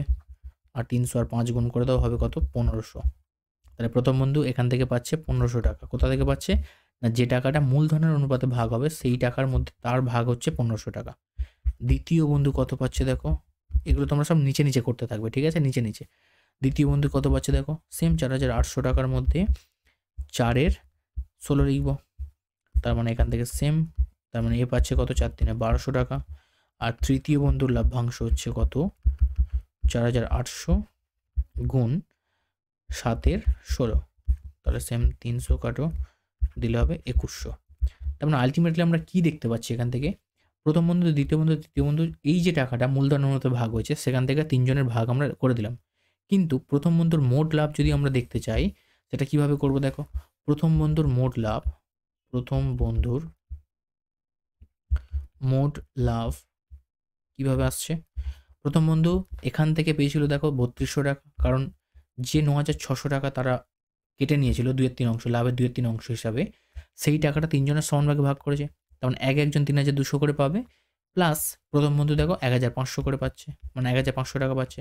তো যোগ করে দাও 3,200 প্লাস 1,500, তাহলে 15 আর 32 যোগ করলে হবে কত, 47, তাহলে 4700 টাকা প্রথম বন্ধু। সিমিলারলি দ্বিতীয় বন্ধুর মোট লাভ, ঠিক আছে, মোট লাভ, তো সেক্ষেত্রে কত আসবে দ্বিতীয় বন্ধুর মোট লাভ, এও সেম 3,200 টাকা পাবে, প্লাস এখান থেকে পাচ্ছে দেখো 1,200 টাকা, তো যোগ করে দাও 12 আর 32 তোমার হচ্ছে 44, তার মানে 4400 টাকা। আর তৃতীয় বন্ধুর, সিমিলারলি তৃতীয় বন্ধুর মোট লাভ বের করবো আমরা, এও সেম 3200 টাকা পাবে, প্লাস 2,100 টাকা পাবে, তো যোগ করে দাও 32 আর 20 হচ্ছে 52 আর 53, তাহলে 5300 টাকা। ব্যাস হয়ে গেল, এটাই আমাদের আনসার। এটা একটা আনসার, এটা একটা আনসার, এটা একটা আনসার, বোঝা গেছে। নেক্সট দেখো কোশ্চেন কি দেওয়া আছে, 1/x minus 1/x plus b সমান 1/a minus 1/a plus b, ঠিক আছে। তো ফার্স্ট আমরা যেমন আছে আমরা আর এদিক ওদিক করছি না, কারণ দেখতেই পাচ্ছি তলার প্রত্যেকের কাছে এক্স রয়েছে বাম দিকে, এখানে ডান দিকে ধ্রুবক সংখ্যা রয়েছে, তো আলটিমেটলি যেমন আছে তেমনই আমরা লসাগুটা শুরু করে দিই, x into x plus b, আর এখানে এক্সকে এক্স দিয়ে বা ডিভাইড করে দিলে আমরা পেয়ে যাবো এক্স প্লাস বি এখানে, তো এক্স প্লাস বির সঙ্গে এক গুণ করলে হবে X plus B, minus X plus B কেটে গেল, বাকি থাকলো এক্স, এক্সের সঙ্গে এক গুণ করে হবে এক্স। সিমিলারলি এখানেও তাই হবে, এ ইন্টু এ প্লাস বি হবে লসাগু, তো এখানে পড়ে থাকবে এ প্লাস বি মাইনাস এখানে এ হবে, প্লাস এ মাইনাসে কেটে গেল, এখানে প্লাস এক্স মাইনাস এক্স কেটে গেল, তাহলে b by x square plus b x সমান b by a square plus a B.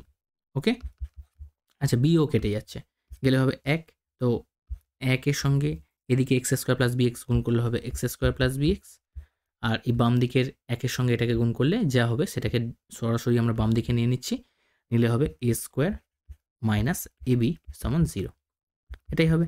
তাহলে এখান থেকে আমরা কমন নিয়ে নিচ্ছি দেখো, এক্স স্কোয়ার, মানে এখান থেকে x square plus b x minus a স্কোয়ারটাকে এখান থেকে কমন নিচ্ছি, দেখো কীভাবে, মাইনাস কমন নিচ্ছি a into a plus b, ঠিক আছে, এটা সমান 0, এটা হলো, তাই তো। এবার বি এর জায়গায় আমরা কিভাবে লিখতে পারি দেখো, এটাকে লিখতে পারি এক্স স্কোয়ার, তো বি এর জায়গায় আমরা কীভাবে অ্যারেঞ্জ করছি দেখো, লিখতে পারি এ প্লাস বি, ঠিক আছে, মাইনাস এ ইন্টু এক্স যেমন আছে রইল, minus A into a plus B, অর্থাৎ প্রথম সংখ্যা এবং শেষ সংখ্যাকে গুণ করতে হবে, প্রথম সংখ্যা কিছু নেই মানে এক্স স্কোয়ারের সহগ 1 আছে, এবং সি অর্থাৎ এখানে ধ্রুবক যে পার্টটা সেটাকে আমরা সি বলে থাকি দ্বিঘাত সমীকরণের ক্ষেত্রে, তো সেটা আমাদের এখানে এ into a plus B, A into a plus B, তো সেটা যদি আমরা ফ্যাক্টরাইজেশন করি তো একের সঙ্গে ওটা ফ্যাক্টরাইজেশন করলে এটাই পড়ে থাকবে। এখন এটাকে কিভাবে লিখতে হবে যাতে বি পাই আমরা, তো আমরা এটাকে এ প্লাস বি মাইনাস এ এইভাবে লিখলে দেখো প্লাস এ মাইনাস এ কেটে গেলে বি পাই, তো সেই জন্য আমরা এটাকে এইভাবে লিখলাম, ঠিক আছে। তো এক্স স্কোয়ার প্লাস এবার এক্সটার সঙ্গে এটা গুণ করে দাও, এক্সের সঙ্গে এটা গুণ করে দাও, অর্থাৎ একবার এটা গুণ করে দেবো, একবার এটা গুণ করে দেবো, হবে কি a plus b into x আর minus x minus of a into a plus b সমান 0। তাহলে এখান থেকে সলভ করলে আমরা পাবো দেখো এক্স কমন নিলে হবে কি, এখান থেকে এক্স প্লাস এ প্লাস বি, আর এখান থেকে মাইনাস এ কমন নিলে হয়ে যাবে এক্স প্লাস এ প্লাস বি সমান 0। তাহলে একটা টার্ম চলে আসছে এক্স প্লাস এ প্লাস বি, আর আরেকটা টার্ম চলে আসছে কি এক্স মাইনাস এ, এটা সমান 0। তাহলে একবার এক্স সমান পাচ্ছি মাইনাস এ মাইনাস বি, আর একবার এক্স সমান পাচ্ছি কি শুধু এ, তাহলে এটার আনসার হয়ে যাবে, এটা আনসার হয়ে যাবে, ঠিক আছে। আচ্ছা এটা আনসারটাকে তোমরা মাইনাস কমন নিয়ে লিখতে পারো এ প্লাস বি, ঠিক আছে, অর্থাৎ একবার এটা সমান 0 করে এই উত্তরটা পেলাম, একবার এইটা সমান 0 করে এক্স সমান এ পেলাম, ঠিক আছে, এই দুটোই আমাদের আনসার। কোশ্চেন দেখো, দুটি ক্রমিক ধনাত্মক বিজোড় সংখ্যার বর্গের সমষ্টি 650 সংখ্যা দুটি নির্ণয় করো। আচ্ছা, ক্রমিক ধনাত্মক বলেছে। ক্রমিক ধনাত্মক মানে একটা এক্স হবে, ধনাত্মক সংখ্যা এক্স হলে পরের সংখ্যাটা নেব আমরা এক্স প্লাস টু।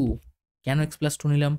বলেছে দেখো ধনাত্মক বিজোড় সংখ্যা, ধরো আমি তোমাকে বললাম এক, তো তারপরে বিজোড় সংখ্যা পেতে গেলে কী করতে হবে? 3, তার মানে এখানে কত যোগ করতে হবে? +2 করতে হবে। শুধু যদি বলতো ক্রমিক ধনাত্মক সংখ্যা, তাহলে সেক্ষেত্রে এক্সের পরে আমরা x+1 নিতাম, বাট এখানে বিজোড় বা জোড় বললে তার সঙ্গে 2 যোগ করতে হবে, তবে গিয়ে আমরা পরের যে বিজোড় বা জোড়টা পাবো। ঠিক আছে, তার মানে একটা সংখ্যা x হলো, একটা সংখ্যা x+2 হয়ে গেল। তো আমাদের সমীকরণ আমরা এবার তৈরি করবো এখান থেকে। কী সমীকরণ? দেখো দুটো সংখ্যার বর্গের সমষ্টি অর্থাৎ x² প্লাস x+2 এর হোল স্কোয়ার, সেটা দেওয়া আছে কত? 650। ঠিক আছে, তো এটাকে সলভ করে দেখো x² প্লাস এটাকে ভাঙলে হবে x² প্লাস 2 দুগুণে 4 4x প্লাস 4 সমান 650। সলভ করলে কী হবে? 2x² প্লাস 4x, আর এখান থেকে 650কে এদিকে মাইনাস করে নিয়ে আসলে কত হবে? -646। এই প্লাস 4-এর সঙ্গে ক্যালকুলেশন করে। ঠিক আছে, তো এখান থেকে 2 কমন একটু ছোটো করে নাও। 2 কমন নিলে এটা হবে x² প্লাস 2x মাইনাস 323 সমান 0। এবার এত বড় সংখ্যা 323কে ভেঙে আমরা কী করে 2 করতে পারি? ঠিক আছে, তো তোমার যদি জানা থাকে তুমি করতে পারো, অথবা শ্রীধরাচার্য সূত্র দিয়ে করতে পারো। দেখো আমরা এটাকে নর্মালি শ্রীধরাচার্য না করে এমনি করতে পারবো। 323কে আমরা এইভাবে ভাঙতে পারি 19 গুণ 17। তো 19 গুণ 17 করলে 323 পেয়ে যাই। তো সেখানে আমরা লিখতেই পারি x² প্লাস 19 মাইনাস 17, দেখো 2 এর জায়গায় লিখলাম 19 থেকে 17 বিয়োগ করে 323 যেমন আছে লিখলাম সমান 0। এবার যদি তোমরা এই জিনিসটা ধরতে না পারো, এটাই কিন্তু আসল জায়গা এখানে। যদি 323-এ ভেঙে 2 করতে না পারো, বা যদি প্রবলেম হয়, কারণ বুঝতেই পারছো দুটো কিন্তু মৌলিক সংখ্যা, পরস্পর মৌলিক সংখ্যা, তো তোমাকে অ্যাটলিস্ট ক্যালকুলেশন করে করে ভাগ করে করে যেতে হবে। 323কে যখন তুমি এইভাবে ভাঙতে শুরু করবে, 1 2 3 করতে পারছো না, হবে না, কোনোটাই হবে না, হবে না, হবে না করে করে শেষ পর্যন্ত তোমাকে 17 পর্যন্ত অ্যাটলিস্ট যেতে হবে, তবে গিয়ে তুমি ধরতে পারবে যে এটা 17 হলে এটা 19 আসবে। ঠিক আছে, তো এইরকম যদি প্রবলেম হয়ে থাকে, তো সেক্ষেত্রে তোমার সিদ্ধাচার্য পড়ে থাকবে। তো সিদ্ধাচার্য সূত্র কি? x সমান -b plus minus √b² minus 4ac/2a। ব্যাস, এই সূত্রে এবিসির মান এখান থেকে সমীকরণ দেখতে পাচ্ছ। x², এখানে x এর মান কত? 2, b এর মান কত? 2, আর এর মান কত? x² সহগ যেটা 1, আর c এর মান কত? -323। এইভাবে বসিয়ে ক্যালকুলেশন করবে, সরাসরি উত্তর পেয়ে যাবে। ঠিক আছে, বাট আমরা এখান থেকে এইভাবে করে নিচ্ছি। তো x² plus 19x minus 17x minus 323 সমান 0। তাহলে x কমন নিলে x প্লাস 19 মাইনাস 17 কমন নিলে x মাইনাস মাইনাসে প্লাস হয়ে যাবে 19 সমান 0। তাহলে একটা চলে আসছে x সমান -19। দেখো x প্লাস 19 এটা একটা উৎপাদক। ঠিক আছে, তো আরেকটা উৎপাদক কি? x minus 17। ঠিক আছে, সমান 0। তাহলে একবার x প্লাস 19কে 0 করে দাও, দিলে পেয়ে যাবে x সমান -19, আর আরেকটা বার হচ্ছে x মাইনাস 17কে 0 করে দাও, দিলে x সমান পেয়ে যাবে 17। তাহলে এটা তো অগ্রাহ্য এই কারণে, কারণ এটা নেগেটিভ সংখ্যা, আর আমাদেরকে ধনাত্মক সংখ্যা নেওয়ার কথা। তো সেক্ষেত্রে আমাদের উত্তর হবে কিন্তু 17। তাহলে x এর মান 17, সংখ্যা দুটো নির্ণয় করতে বলেছে, তাহলে একটা সংখ্যা 17 হবে, আর একটা সংখ্যা হবে 17 প্লাস 2 x প্লাস 2 মানে হবে 19। তো এটা একটা উত্তর, এই দুখানা উত্তর, এটা একটা উত্তর আর এই একটা উত্তর। ঠিক আছে, নেক্সট কোশ্চেন দেখো, x সমান দেওয়া আছে 2 প্লাস √3, x প্লাস y সমান দেওয়া আছে 4। আমাদের বের করতে হবে xy প্লাস 1/xy এর মান। আচ্ছা, x প্লাস y সমান 4 দেওয়া আছে, তো এখান থেকে আমরা লিখতে পারি y সমান 4 মাইনাস x, লিখতেই পারি। এবারে x এর মান দেওয়া আছে দেখো এইটা, তার মানে আমরা এখান থেকে লিখতে পারি 4 মাইনাস x এর জায়গায় মান বসিয়ে দাও 2 প্লাস √3, তাহলে 4 মাইনাস 2 মাইনাস √3 অর্থাৎ 2 মাইনাস √3, এটা পেয়ে গেলাম। এবারে xy প্লাস 1/xy এর মান, তাহলে xy এর মানটাকে যদি আমরা বের করে নিতে পারি, xy এর মান মানে x এর মান কত? 2 প্লাস √3, আর y এর মান কত বেরোলো? 2 মাইনাস √3। তাহলে এটা কি a plus b minus b মানে a square minus b square সূত্র, a square minus b square সূত্র, মানে 2 স্কোয়ার মানে 4, আর √3 স্কোয়ার করলে হবে 3, তো 4 থেকে 3 বিয়োগ করলে হবে 1। তাহলে xy প্লাস 1/xy এর মান চলে আসছে, দেখো xy এর মান 1 প্লাস 1/xy এর মান 1, তাহলে 1 প্লাস 1 মানে হয়ে যাবে 2 হবে সঠিক উত্তর। ঠিক আছে, নেক্সট কোশ্চেন দেখো কি আছে, a প্রপোর্শনাল b এবং b প্রপোর্শনাল c হলে প্রমাণ করো এটা। ঠিক আছে, আচ্ছা এখান থেকে আমরা a সমান k1b লিখতে পারি, আর b সমান লিখতে পারি k2c। এই b এর মানটাকে আমরা এখানে বসিয়ে দেবো k1 k2c। তো abc তিনটের মান আমরা পেয়ে গেছি। এবারে কোনো জিনিসকে যদি আমাদেরকে ডাইরেক্ট প্রপোর্শন বা যেটা সরলভেদে থাকে এটা যদি দেখাতে হয়, ওইটারই আমরা পুরোপুরি রেশিও নিয়ে অঙ্কটা স্টার্ট করব। a cube b cube plus c cube by 3abc সমান দেখো কি আসছে, এর মান কত k1 k2 c, তাহলে তার কিউব আছে, তার মানে k1 cube k2 cube c cube plus B এর মান কি k2 c, তার মানে k2 cube c cube, c এর তো কোনো মান নেই তাই জন্য যেমন ছিল বসে গেল। সিমিলারলি 3 ইন্টু এর মান কি k1 k2 c into B এর মান k2 c আর c এর মান c। সলভ করলে দেখো উপর থেকে c কিউব কমন নিলে পরে থাকবে k1 cube k2 cube plus এখানে k2 কিউব আর এখানে c কিউব বেরিয়ে গেলে শুধু 1 পড়ে থাকবে। নিচে কি পড়ে থাকছে দেখো 3, এখানে একটা c এখানে একটা c এখানে একটা c, তার মানে c কিউব আর k1 k2 আর k2 দুটো আছে তার মানে k2 স্কোয়ার হবে। তো c কিউবের সঙ্গে c কিউব কেটে গেল, পড়ে থাকছে দেখো পুরোটাই দেখো যে ধ্রুবক রাশি, উপরে কে ওয়ালা জিনিসপত্র আছে নিচেও যা আছে সব কে দেয়, এই পুরো জিনিসটাকে আমরা কে দিয়ে ধরে নিলাম, যেখানে কে একটি অশূন্য ভেদ ধ্রুবক, অশূন্য ভেদ ধ্রুবক, ভেদ ধ্রুবক। এবং অবশ্যই তোমাদের কিন্তু এই জিনিসগুলো পাশে লিখতে হবে যে কে সমান বলে এই জিনিসটাকে লিখে দিতে হবে k1 cube k1 cube k2 cube plus k2 cube plus 1 by 3 k1 k2 square. ঠিক আছে, এইগুলোতে অবশ্যই লিখতে হবে যেখানে k1 ও k2 একটি অশূন্য ভেদ ধ্রুবক। ঠিক আছে, একটা অশূন্য ভেদ ধ্রুবক এইভাবে লিখে দিতে হবে। এখন দেখো এই জিনিসটার মান তোমরা কি দেখাতে পারছো, a cube plus b cube plus c cube by 3abc এর মান দেখালে কি কে, অর্থাৎ আমরা এখান থেকে বলতে পারি a cube plus b cube plus c cube এটা সমান কে ইন্টু 3abc হয়েছে। আর যখন আমরা প্রপোর্শনাল চিহ্ন তুলি তখন দেখো একটা সমান চিহ্ন আর একটা ধ্রুবক চিহ্ন চলে আসে, তাহলে এই সেম নিয়মে আমরা ধ্রুবক আর সমান চিহ্নকে যদি তুলে দিই তাহলে আমরা প্রপোর্শনাল চিহ্ন নিয়ে চলে আসতে পারি, অর্থাৎ a cube plus b cube plus c cube দেখো সমান আর ধ্রুবকটাকে তুলে দিলে প্রপোর্শনাল চিহ্ন চলে আসবে। আর এটাই দেখো আমাদেরকে প্রমাণ করতে বলা হয়েছে। ঠিক আছে, বোঝা গেছে তো, এটা আমরা প্রুফ লিখে দিলাম। ঠিক আছে, চলো নেক্সট কোশ্চেন দেখো, x is to y সমান y is to b সমান z is to c হলে দেখাও যে x cube by a cube plus y cube by b cube plus z cube by c cube সমান 3xyz by abc। তো এটা দেখতেই পাচ্ছ এটা ক্রমিক সমানুপাতিক রয়েছে, তো এটা সমান পুরোটাকে আমরা কে ধরে নেব, অর্থাৎ y বাই b সমান z বাই c এটা সমান কে ধরে নাও, তাহলে x সমান a কে, y সমান পেয়ে যাবে b কে এবং z সমান পেয়ে যাবে কি c কে। পেয়ে গেলে সব কটা। এবার আমাদের প্রত্যেকটা মান বের করতে হবে। LHS দিয়ে স্টার্ট করছি। LHS এ দেখো x এর মান বসাও a কে, তার মানে a কে এর হোল কিউব মানে a cube k cube by a cube plus y cube by b cube, y এর মান কি b কে, তার মানে তার হোল কিউব করা মানে কি b কিউব k কিউব নিচে b cube plus z cube by c cube, z এর মান কি c কে, তার মানে c কিউব k কিউব নিচে c কিউব। দেখো c কিউব কেটে গেল, b কিউব কেটে গেল, a কিউব কেটে গেল, তাহলে k cube plus k cube plus k cube. Okay, তাহলে হবে কি 3k কিউব। ক্লিয়ার। এবার আর এই চেষ্টাকেও সেম টু সেম করে নাও। দেখো 3xyz মানগুলোকে সরাসরি বসাচ্ছি আর 3xyz লিখছি না। 3x এর মান কি a কে, y এর মান কি b কে এবং z এর মান কি c কে। ঠিক আছে, আর নিচে কি abc, দেখো এখান থেকে a কাটলো, bও কাটলো, cও কাটলো, তাহলে পরে থাকছে কি 3k কিউব। দেখো দুখানা জিনিস সমান চলে এসছে না, তাহলে আমরা বলতেই পারি LHS সমান RHS প্রুভড হয়ে গেল। ঠিক আছে, বোঝা গেছে।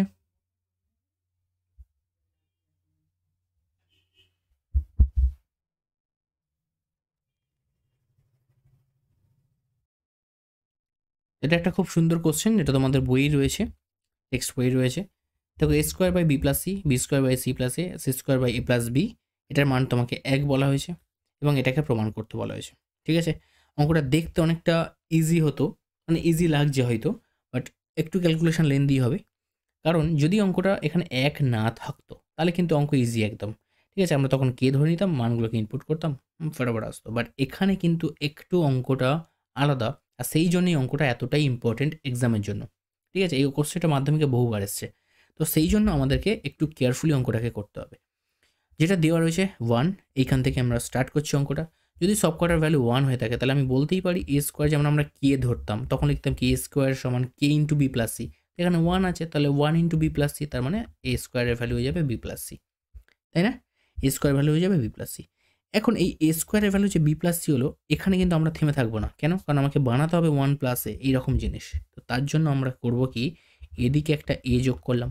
তো বাম দিকে যদি এ যোগ করি তো ডান দিকেও এই একই যোগটাকে করতে হবে, অর্থাৎ বাম দিক ডান দিক দুজনের সঙ্গে একই অপারেশন করতে হবে। এবারে দেখো আমি এখান থেকে এ কমন নিয়ে করতে পারি কি 1 প্লাস এ, আর এখানে এ বি সি যোগফল। ঠিক আছে, এই পর্যন্ত হলো। তো এইখান থেকে আমরা দেখো একটা কাজ করতে পারি। কি কাজ?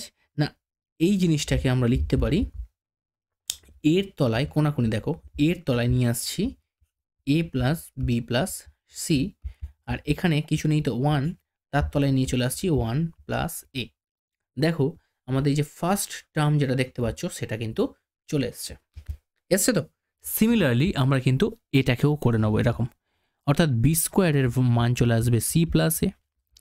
তো সেখান থেকে আমরা কি করব, এখানেও কিন্তু বি যোগ করব বাম দিকে আর ডান দিকে। ক্লিয়ার? বাম দিক আর ডান দিক দুজনের সঙ্গে কিন্তু আমরা যোগ করব, আর তারপরে বি কমন নেব 1 প্লাস বি, আর এখানে কিন্তু এ প্লাস বি প্লাস সি। অর্থাৎ আমরা এখান থেকে বলতেই পারি যে বি এর তলায় নিয়ে চলে আসবো এ প্লাস বি প্লাস সি, আর এখানে আসবে 1 প্লাস বি। অর্থাৎ সেকেন্ড টার্মটা আমরা কিন্তু বের করে নিলাম। এবার আসছে থার্ড টার্ম, সি স্কোয়ার সমান এ প্লাস বি। তো এখানে হবে সি প্লাস সি স্কোয়ার। এই অনুপাতের অঙ্কগুলো একটাই মজার জিনিস কি, যে এগুলোকে তুমি একবার যদি ধরতে পারো কি কাজটা করতে হবে, সেই একই অপারেশন কিন্তু তুমি প্রত্যেকটার সঙ্গে কিন্তু করতে পারো। ঠিক আছে, তো এখানে হয়ে যাচ্ছে C by A plus B plus C সমান এখানে 1 বাই 1 প্লাস সি। তো প্রত্যেকটা মান আমরা বের করে নিয়েছি। বাম পক্ষ দিয়ে অঙ্কটাকে স্টার্ট করি। এলএইচএস মানটাকে বসাবো, 1 বাই 1 প্লাস এর মান কি বেসছে, a by A plus B plus c. ঠিক আছে, প্লাস 1 বাই 1 প্লাস বি এর মান চলে আসছে কি B by A plus B plus C. Similarly এখানে চলে আসছে কি C by A plus B plus C. তো A plus B plus C এটা কি হয়ে যাবে, লসাগু হয়ে যাবে। এ প্লাস বি প্লাস সিটা হয়ে যাবে লসাগু, উপরে এ প্লাস বি প্লাস সি। তো এটা হয়ে যাবে এলিমিনেশন হয়ে গিয়ে উত্তর চলে আসবে 1। আর এটাই আমাদের আরএইচএসে প্রমাণ করতে বলা হয়েছে। ঠিক আছে, বুঝতে পেরেছো সবাই? নাম্বারের কোশ্চেন আছে যে এই সেটে কিন্তু আমরা অলরেডি এটা করে এসেছি এরকম। ঠিক আছে, তো এটাকে আমাকে প্রুভ করতে হবে। তো একটা বৃত্তস্থ চতুর্ভুজ ফার্স্ট আমরা তৈরি করে নিই।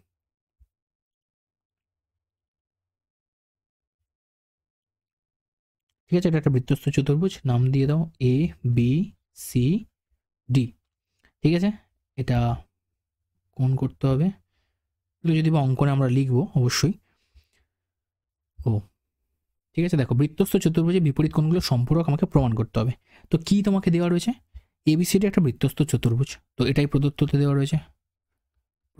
রয়েছে এ বি সি ডি একটি বৃত্তস্থ চতুর্ভুজ। বাস, এর বাইরে কিছু দেওয়া নেই, তো সেক্ষেত্রে আর কিছু লেখারও দরকার নেই। এবারে আমাদের কি দেওয়া আছে, প্রামাণ্য মানে যেটা প্রমাণ করতে হবে। তো কি প্রমাণ করতে হবে না, বিপরীত কোণগুলো সম্পূরক। বিপরীত কোণ মানে দেখো অ্যাঙ্গেল বিএডি, এটা একটা বিপরীত কোণ। অ্যাঙ্গেল বিএডি তার সঙ্গে বিপরীত কোণ কোনটা নেব, অ্যাঙ্গেল বিসিডি।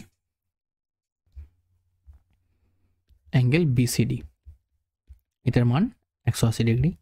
সিমিলারলি আর দুটো দেখো বিপরীত কোণ কি আছে, একটা angle ABC plus angle ADC.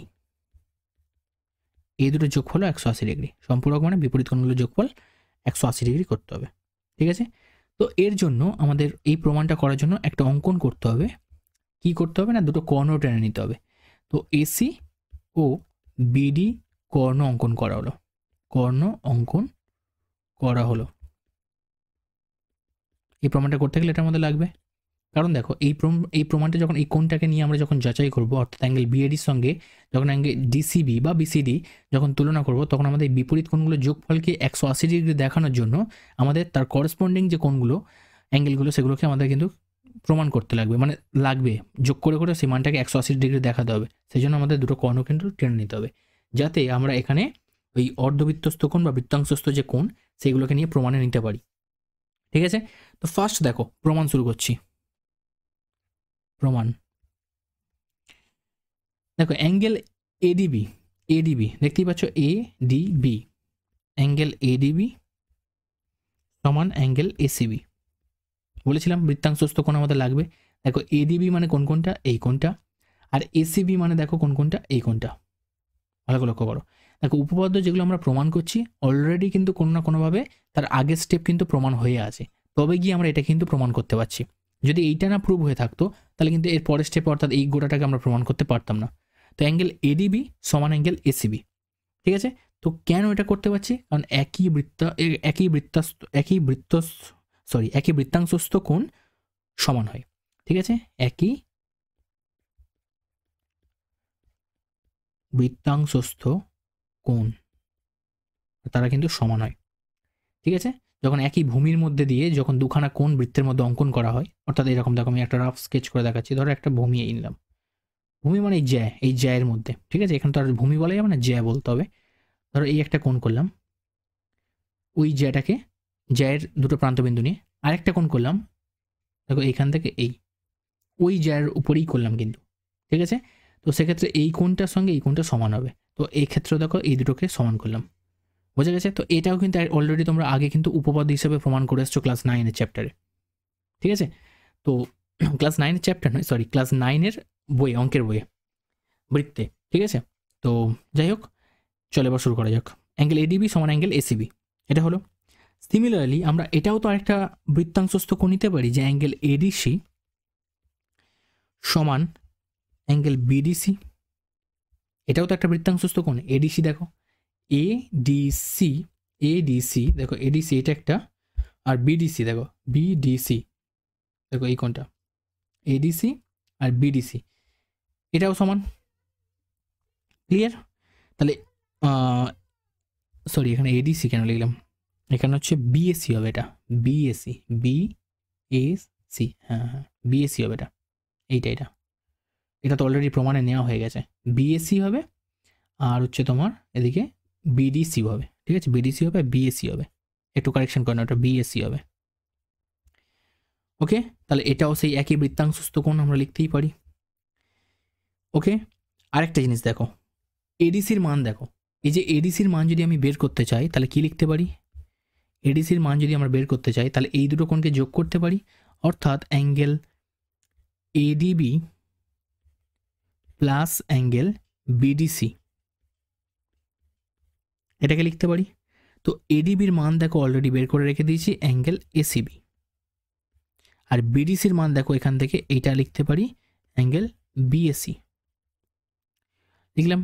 এবার ভালো করে লক্ষ্য করো, অ্যাঙ্গেল এসিবি মানে কি এই কোণটা, আর বিএসি মানে কি দেখো এই কোণটা, ঠিক আছে। তো এই দুটো কোণ আমরা যদি যোগ করি, দেখো এসিবি আর এখানে বিএসি, তো যেটা এসছে আচ্ছা কিছু কর দাও, এই পর্যন্ত ছেড়ে দাও, ঠিক আছে। এটা এডিসির মান বেরোলো। সিমিলারলি আমরা করব কি, এডিসির মান বেরিয়েছে, এবার করবো কি এবিসি, অর্থাৎ এর বিপরীত কোণটাকে বের করব, এবিসি। তো এবিসির ক্ষেত্রে আমরা কি করতে পারি? এবিসির ক্ষেত্রেও সেই দেখো, এক সেকেন্ড, আচ্ছা এটাই তো আমাদের প্রমাণ করতে হবে, তাই তো। দেখো এডিসি আর এবিসি, তাহলে এখানে সরাসরি যোগ করে দাও। এই যে সমীকরণটা পেলাম দেখো, অ্যাঙ্গেল এডিসি সমান angle ACB plus angle BAC, এইটার বাম পক্ষের সঙ্গে একবার অ্যাঙ্গেল এবিসি যোগ করো, দেখো এডিসি প্লাস অ্যাঙ্গেল এবিসি, এর বাম দিকে যোগ করলাম এবিসি। সিমিলারলি এর ডান দিকেও তাই যোগ করতে হবে, যা আছে সেটাকে ফার্স্ট বসিয়ে দাও, অ্যাঙ্গেল এবিসি যোগ করলাম। এবার দেখো একটা ত্রিভুজের তিনটে কোণের যোগফল কত হয়?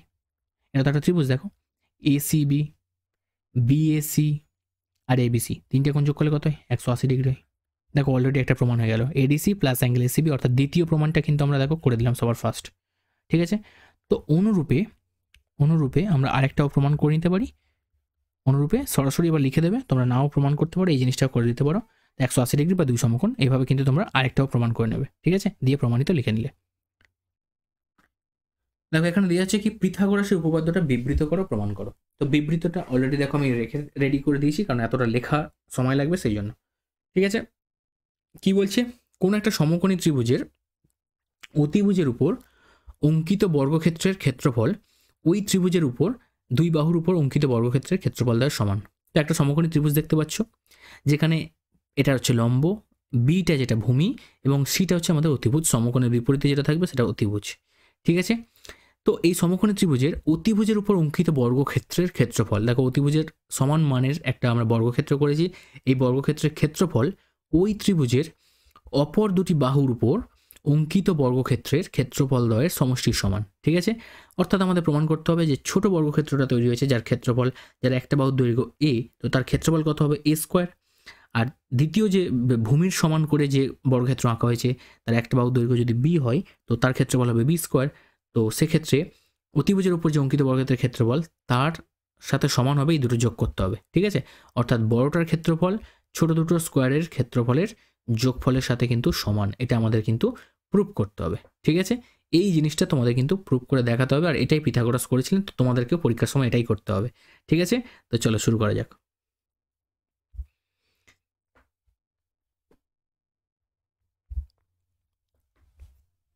দেখো, তো মোটামুটি আমরা একটা ছবি টেনে নিলাম।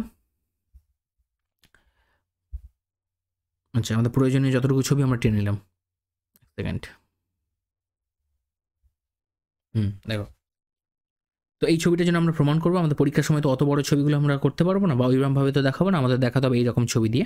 ঠিক আছে, তো এখানে যেটা প্রদত্ত সেটা কি, একটা সমকোণী ত্রিভুজ বলে দেওয়া আছে, অর্থাৎ এবিসি ত্রিভুজ এবিসি একটি সমকোণী ত্রিভুজ, সমকোণী ত্রিভুজ এটা বলে দেওয়া আছে। ঠিক আছে, সমকোণী ত্রিভুজ। এবারে বলছে কি প্রামাণ্য, প্রদত্তর পরে কি করতে হয়, প্রামাণ্য লিখতে হয়। তো প্রামাণ্য কি লিখতে পারি, দেখো অতিভুজ কোনটা, এখানে সমকোণ কোনটা দেখানো হয়েছিল, এখানে দেখানো হয়েছিল এটা সমকোণ, তাহলে এখানে বিসি স্কোয়ার সমান অতিভুজ কি বিসি স্কোয়ার সমান লম্ব কোনটা, এখানে এবিটা অথবা এসিটা যেটা খুশি ধরো, তো আমি এবি ধরলাম, লম্ব স্কোয়ার যোগ ভূমি স্কোয়ার অর্থাৎ ভূমি এসি। সবসময় মনে রাখবে লম্ব আর ভূমিটা সমকোণের সঙ্গেই থাকে। ঠিক আছে, অর্থাৎ সমকোণ যেটা হবে তার একদিক, তার সন্নিহিত যে দুটো বাহু, একটা লম্ব হবে একটা ভূমি হবে, যেটা খুশি ভাবতে পারো। ঠিক আছে, তো একটা এবি স্কোয়ার একটা এসি স্কোয়ার, সাধারণত ভূমির উপরে যেটা দণ্ডায়মান থাকে সেটাকে লম্ব বলা হয়, বাট এই ছবি দেখো একটু ঘুরিয়ে আঁকা আছে। ঠিক আছে, আচ্ছা অঙ্কন, এই জিনিসটা করতে গেলে আমাদেরকে একটা অঙ্কন করতে হবে। কি অঙ্কন করা হয়েছে না, সমকৌণিক বিন্দু এ থেকে বিসি এর উপরে ডি একটা লম্ব অঙ্কন করা হয়েছে, অর্থাৎ এডি একটা লম্ব অঙ্কন করা হয়েছে। ঠিক আছে, তো সমকৌণিক বিন্দু এ থেকে অতিভুজ বিসি এর উপর, অতিভুজ বিসি এর উপর এডি লম্ব অঙ্কন করা হলো,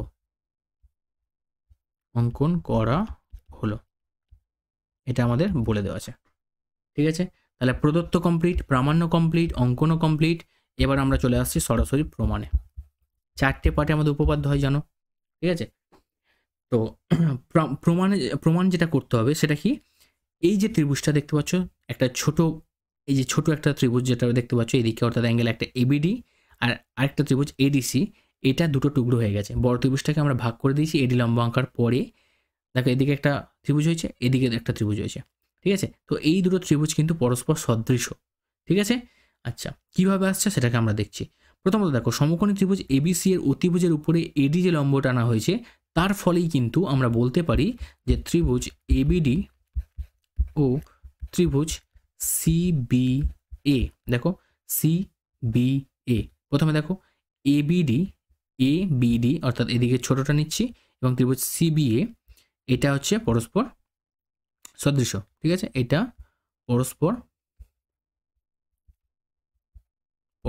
সদৃশ। ত্রিভুজ এবিডি ও ত্রিভুজ সিবিএ পরস্পর সদৃশ লিখে দিলাম।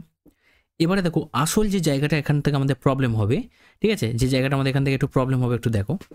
এর পরে যে লাইনটা আমরা লিখবো, পিথাগোরাস উপপাদ্য সাধারণত সবাই মুখস্থ করে লিখে দেয়, বাট তোমরা মুখস্থ করবে না আজকের পর থেকে। ভালো করে দেখো, এইখানে যে লেখাটা হয় সেই লেখাটার জন্যই সবার প্রবলেম তৈরি হয়, সেই লেখাটা আমি একদম ক্লিয়ার করে দিচ্ছি কীভাবে লিখবে দেখো, বাট একদম ইজি। তো একবার বুঝে নাও, নিজে থেকে লিখতে পারবে। সদৃশ যদি হয়ে থাকে, কোন দুটো ত্রিভুজ নিচ্ছি দেখো, আমরা এবিডি নিচ্ছি আর তার সাথে বড় ত্রিভুজ নিচ্ছি সিবিএ, এবিসি লিখছি। ঠিক আছে, তোমাদের যাতে ডাউট না হয় আমি এক্ষেত্রে এবিসি লিখলাম। ওকে, দেখো তো ছোট ত্রিভুজ এবিডি, তো মনে রাখবে আমি একটাই কাজ করব, আমি নেব ভূমি বাই অতিভুজ অথবা অতিভুজ বাই ভূমি। কি বললাম, নয় ভূমি বাই অতিভুজ নয় অতিভুজ বাই ভূমি, যা ইচ্ছা তুমি নিতে পারো। ওকে, তো আমার ক্ষেত্রে আমি কি করছি, যেহেতু আমার প্রমাণটা এবি স্কোয়ার দরকার, তাই জন্য আমি আগে অতিভুজটাকে রাখছি, পরে নিচে ভূমি রাখছি। এইটুকুই জাস্ট মনে রাখবে তুমি, যে তোমার অতিভুজ আগে তারপরে ভূমি। তুমি চাইলে ভূমি আগে নাও, নিচে অতিভুজ নিতেই পারো, কোনো সমস্যা নেই, তোমার এক লাইন এক্সট্রা হবে সাজিয়ে নেওয়ার জন্য। ওকে, তো আমি দেখো অতিভুজ, বড় ত্রিভুজের জন্য অতিভুজ কোনটা, দেখো বড় ত্রিভুজের জন্য অতিভুজ কোনটা, বিসি। আচ্ছা, প্রথমে এবিডি নিয়েছি, তো এবিডি মানে ছোট ত্রিভুজ নিয়েছি, তো ছোট ত্রিভুজের জন্য অতিভুজ কোনটা, এবি। কারণ কি দেখো এটা 90 ডিগ্রি, এটা সমকোণ, তো এটা যদি সমকোণ হয়ে থাকে তো তার অতিভুজ কোনটা হবে, এইটাই তো হবে, এবিটাই তো তার অতিভুজ, তাহলে এবি বাই ভূমি, ভূমি মানে কোনটা, বিডি নিলাম। সিমিলারলি বড় ত্রিভুজ মানে গোটা এবিসি ত্রিভুজটার কথা বলা হচ্ছে, তো বড় ত্রিভুজের ক্ষেত্রে অতিভুজ কোনটা, বিসি, আর ভূমি কোনটা, এবি।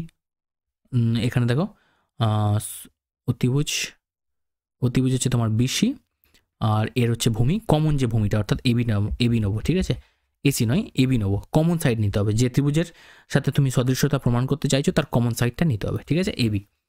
তো এখানে দেখো আমরা ক্রস মাল্টিপ্লাই করলে কি পেয়ে যাব, এবি স্কোয়ার সমান BC into CD, BC into BD হয়েছে, এটাকে 1 নম্বর নাম দিয়ে দাও। এবারে দেখো দ্বিতীয় ক্ষেত্রে আরেকটা জিনিস আমরা বলতে পারি, আবার ত্রিভুজ, এবার ডান দিকের টেকে নাও, ত্রিভুজ এডিসি ও ত্রিভুজ এবিসি পরস্পর সদৃশ। ওকে, সেম কাজ করব। দেখো প্রথমে কি নেবে, অতিভুজ বাই ভূমি, তো কোন ত্রিভুজ, আগে নিচে এডিসি ত্রিভুজ মানে ছোট ত্রিভুজ, তো এডিসি ত্রিভুজের যে ভূমি কোনটা, এখানের ভূমি কোনটা, অতিভুজ কোনটা, এসি বাই ভূমি মানে সিডি। এবার কি আছে, এবিসি ত্রিভুজ, তো এবিসি ত্রিভুজের ক্ষেত্রে অতিভুজ কোনটা, অতিভুজ হচ্ছে বিসি, আর এর ভূমি নেব কোনটা, নেব এদিকেরটাকে ভূমি ভাববো, ঠিক আছে, এদিকেরটাকে ভূমি ভাববো, অর্থাৎ এসি নেব। কেন, আমাদের সবসময় কমন সাইড নিতে হবে, যে ত্রিভুজের সাথে নিচ্ছে তার একটা বাহু কমন নিতে হবে, এইভাবে মনে রাখবে। তাহলে এসি স্কোয়ার সমান বিসি ইন্টু সিডি, এটা হয়ে গেল আমাদের 2 নম্বর। এবারে 1 আর 2 আমরা যোগ করে দিয়ে পাচ্ছি কি, দেখো 1 আর 2কে যদি যোগ করে দাও তাহলে পাবে AB square plus AC square সমান এদিকে বিসি ইন্টু বিডি প্লাস এদিকে বিসি ইন্টু সিডি। তাহলে AB square plus AC square সমান, এখান থেকে বিসি কমন নিয়ে নাও, নিলে কি পড়ে থাকবে দেখো, বিডি প্লাস সিডি। ওকে, তাহলে এখান থেকে দেখো BC into BD plus CD, দেখো বিডি প্লাস সিডি মানে এখান থেকে এইটুকু আর তার সাথে আবার এখান থেকে এইটুকু, তো যোগ করলে কি গোটা বাহুটা পাবে না, মানে বিসি পাবে, অর্থাৎ এখান থেকে পেয়ে গেলে বিসি স্কোয়ার। তার মানে ultimately AB square plus AC square সমান বিসি স্কোয়ার, আর ওটাই দেখো আমাদের এখানে কিন্তু প্রমাণ করার কথা বলা হয়েছে, ঠিক আছে।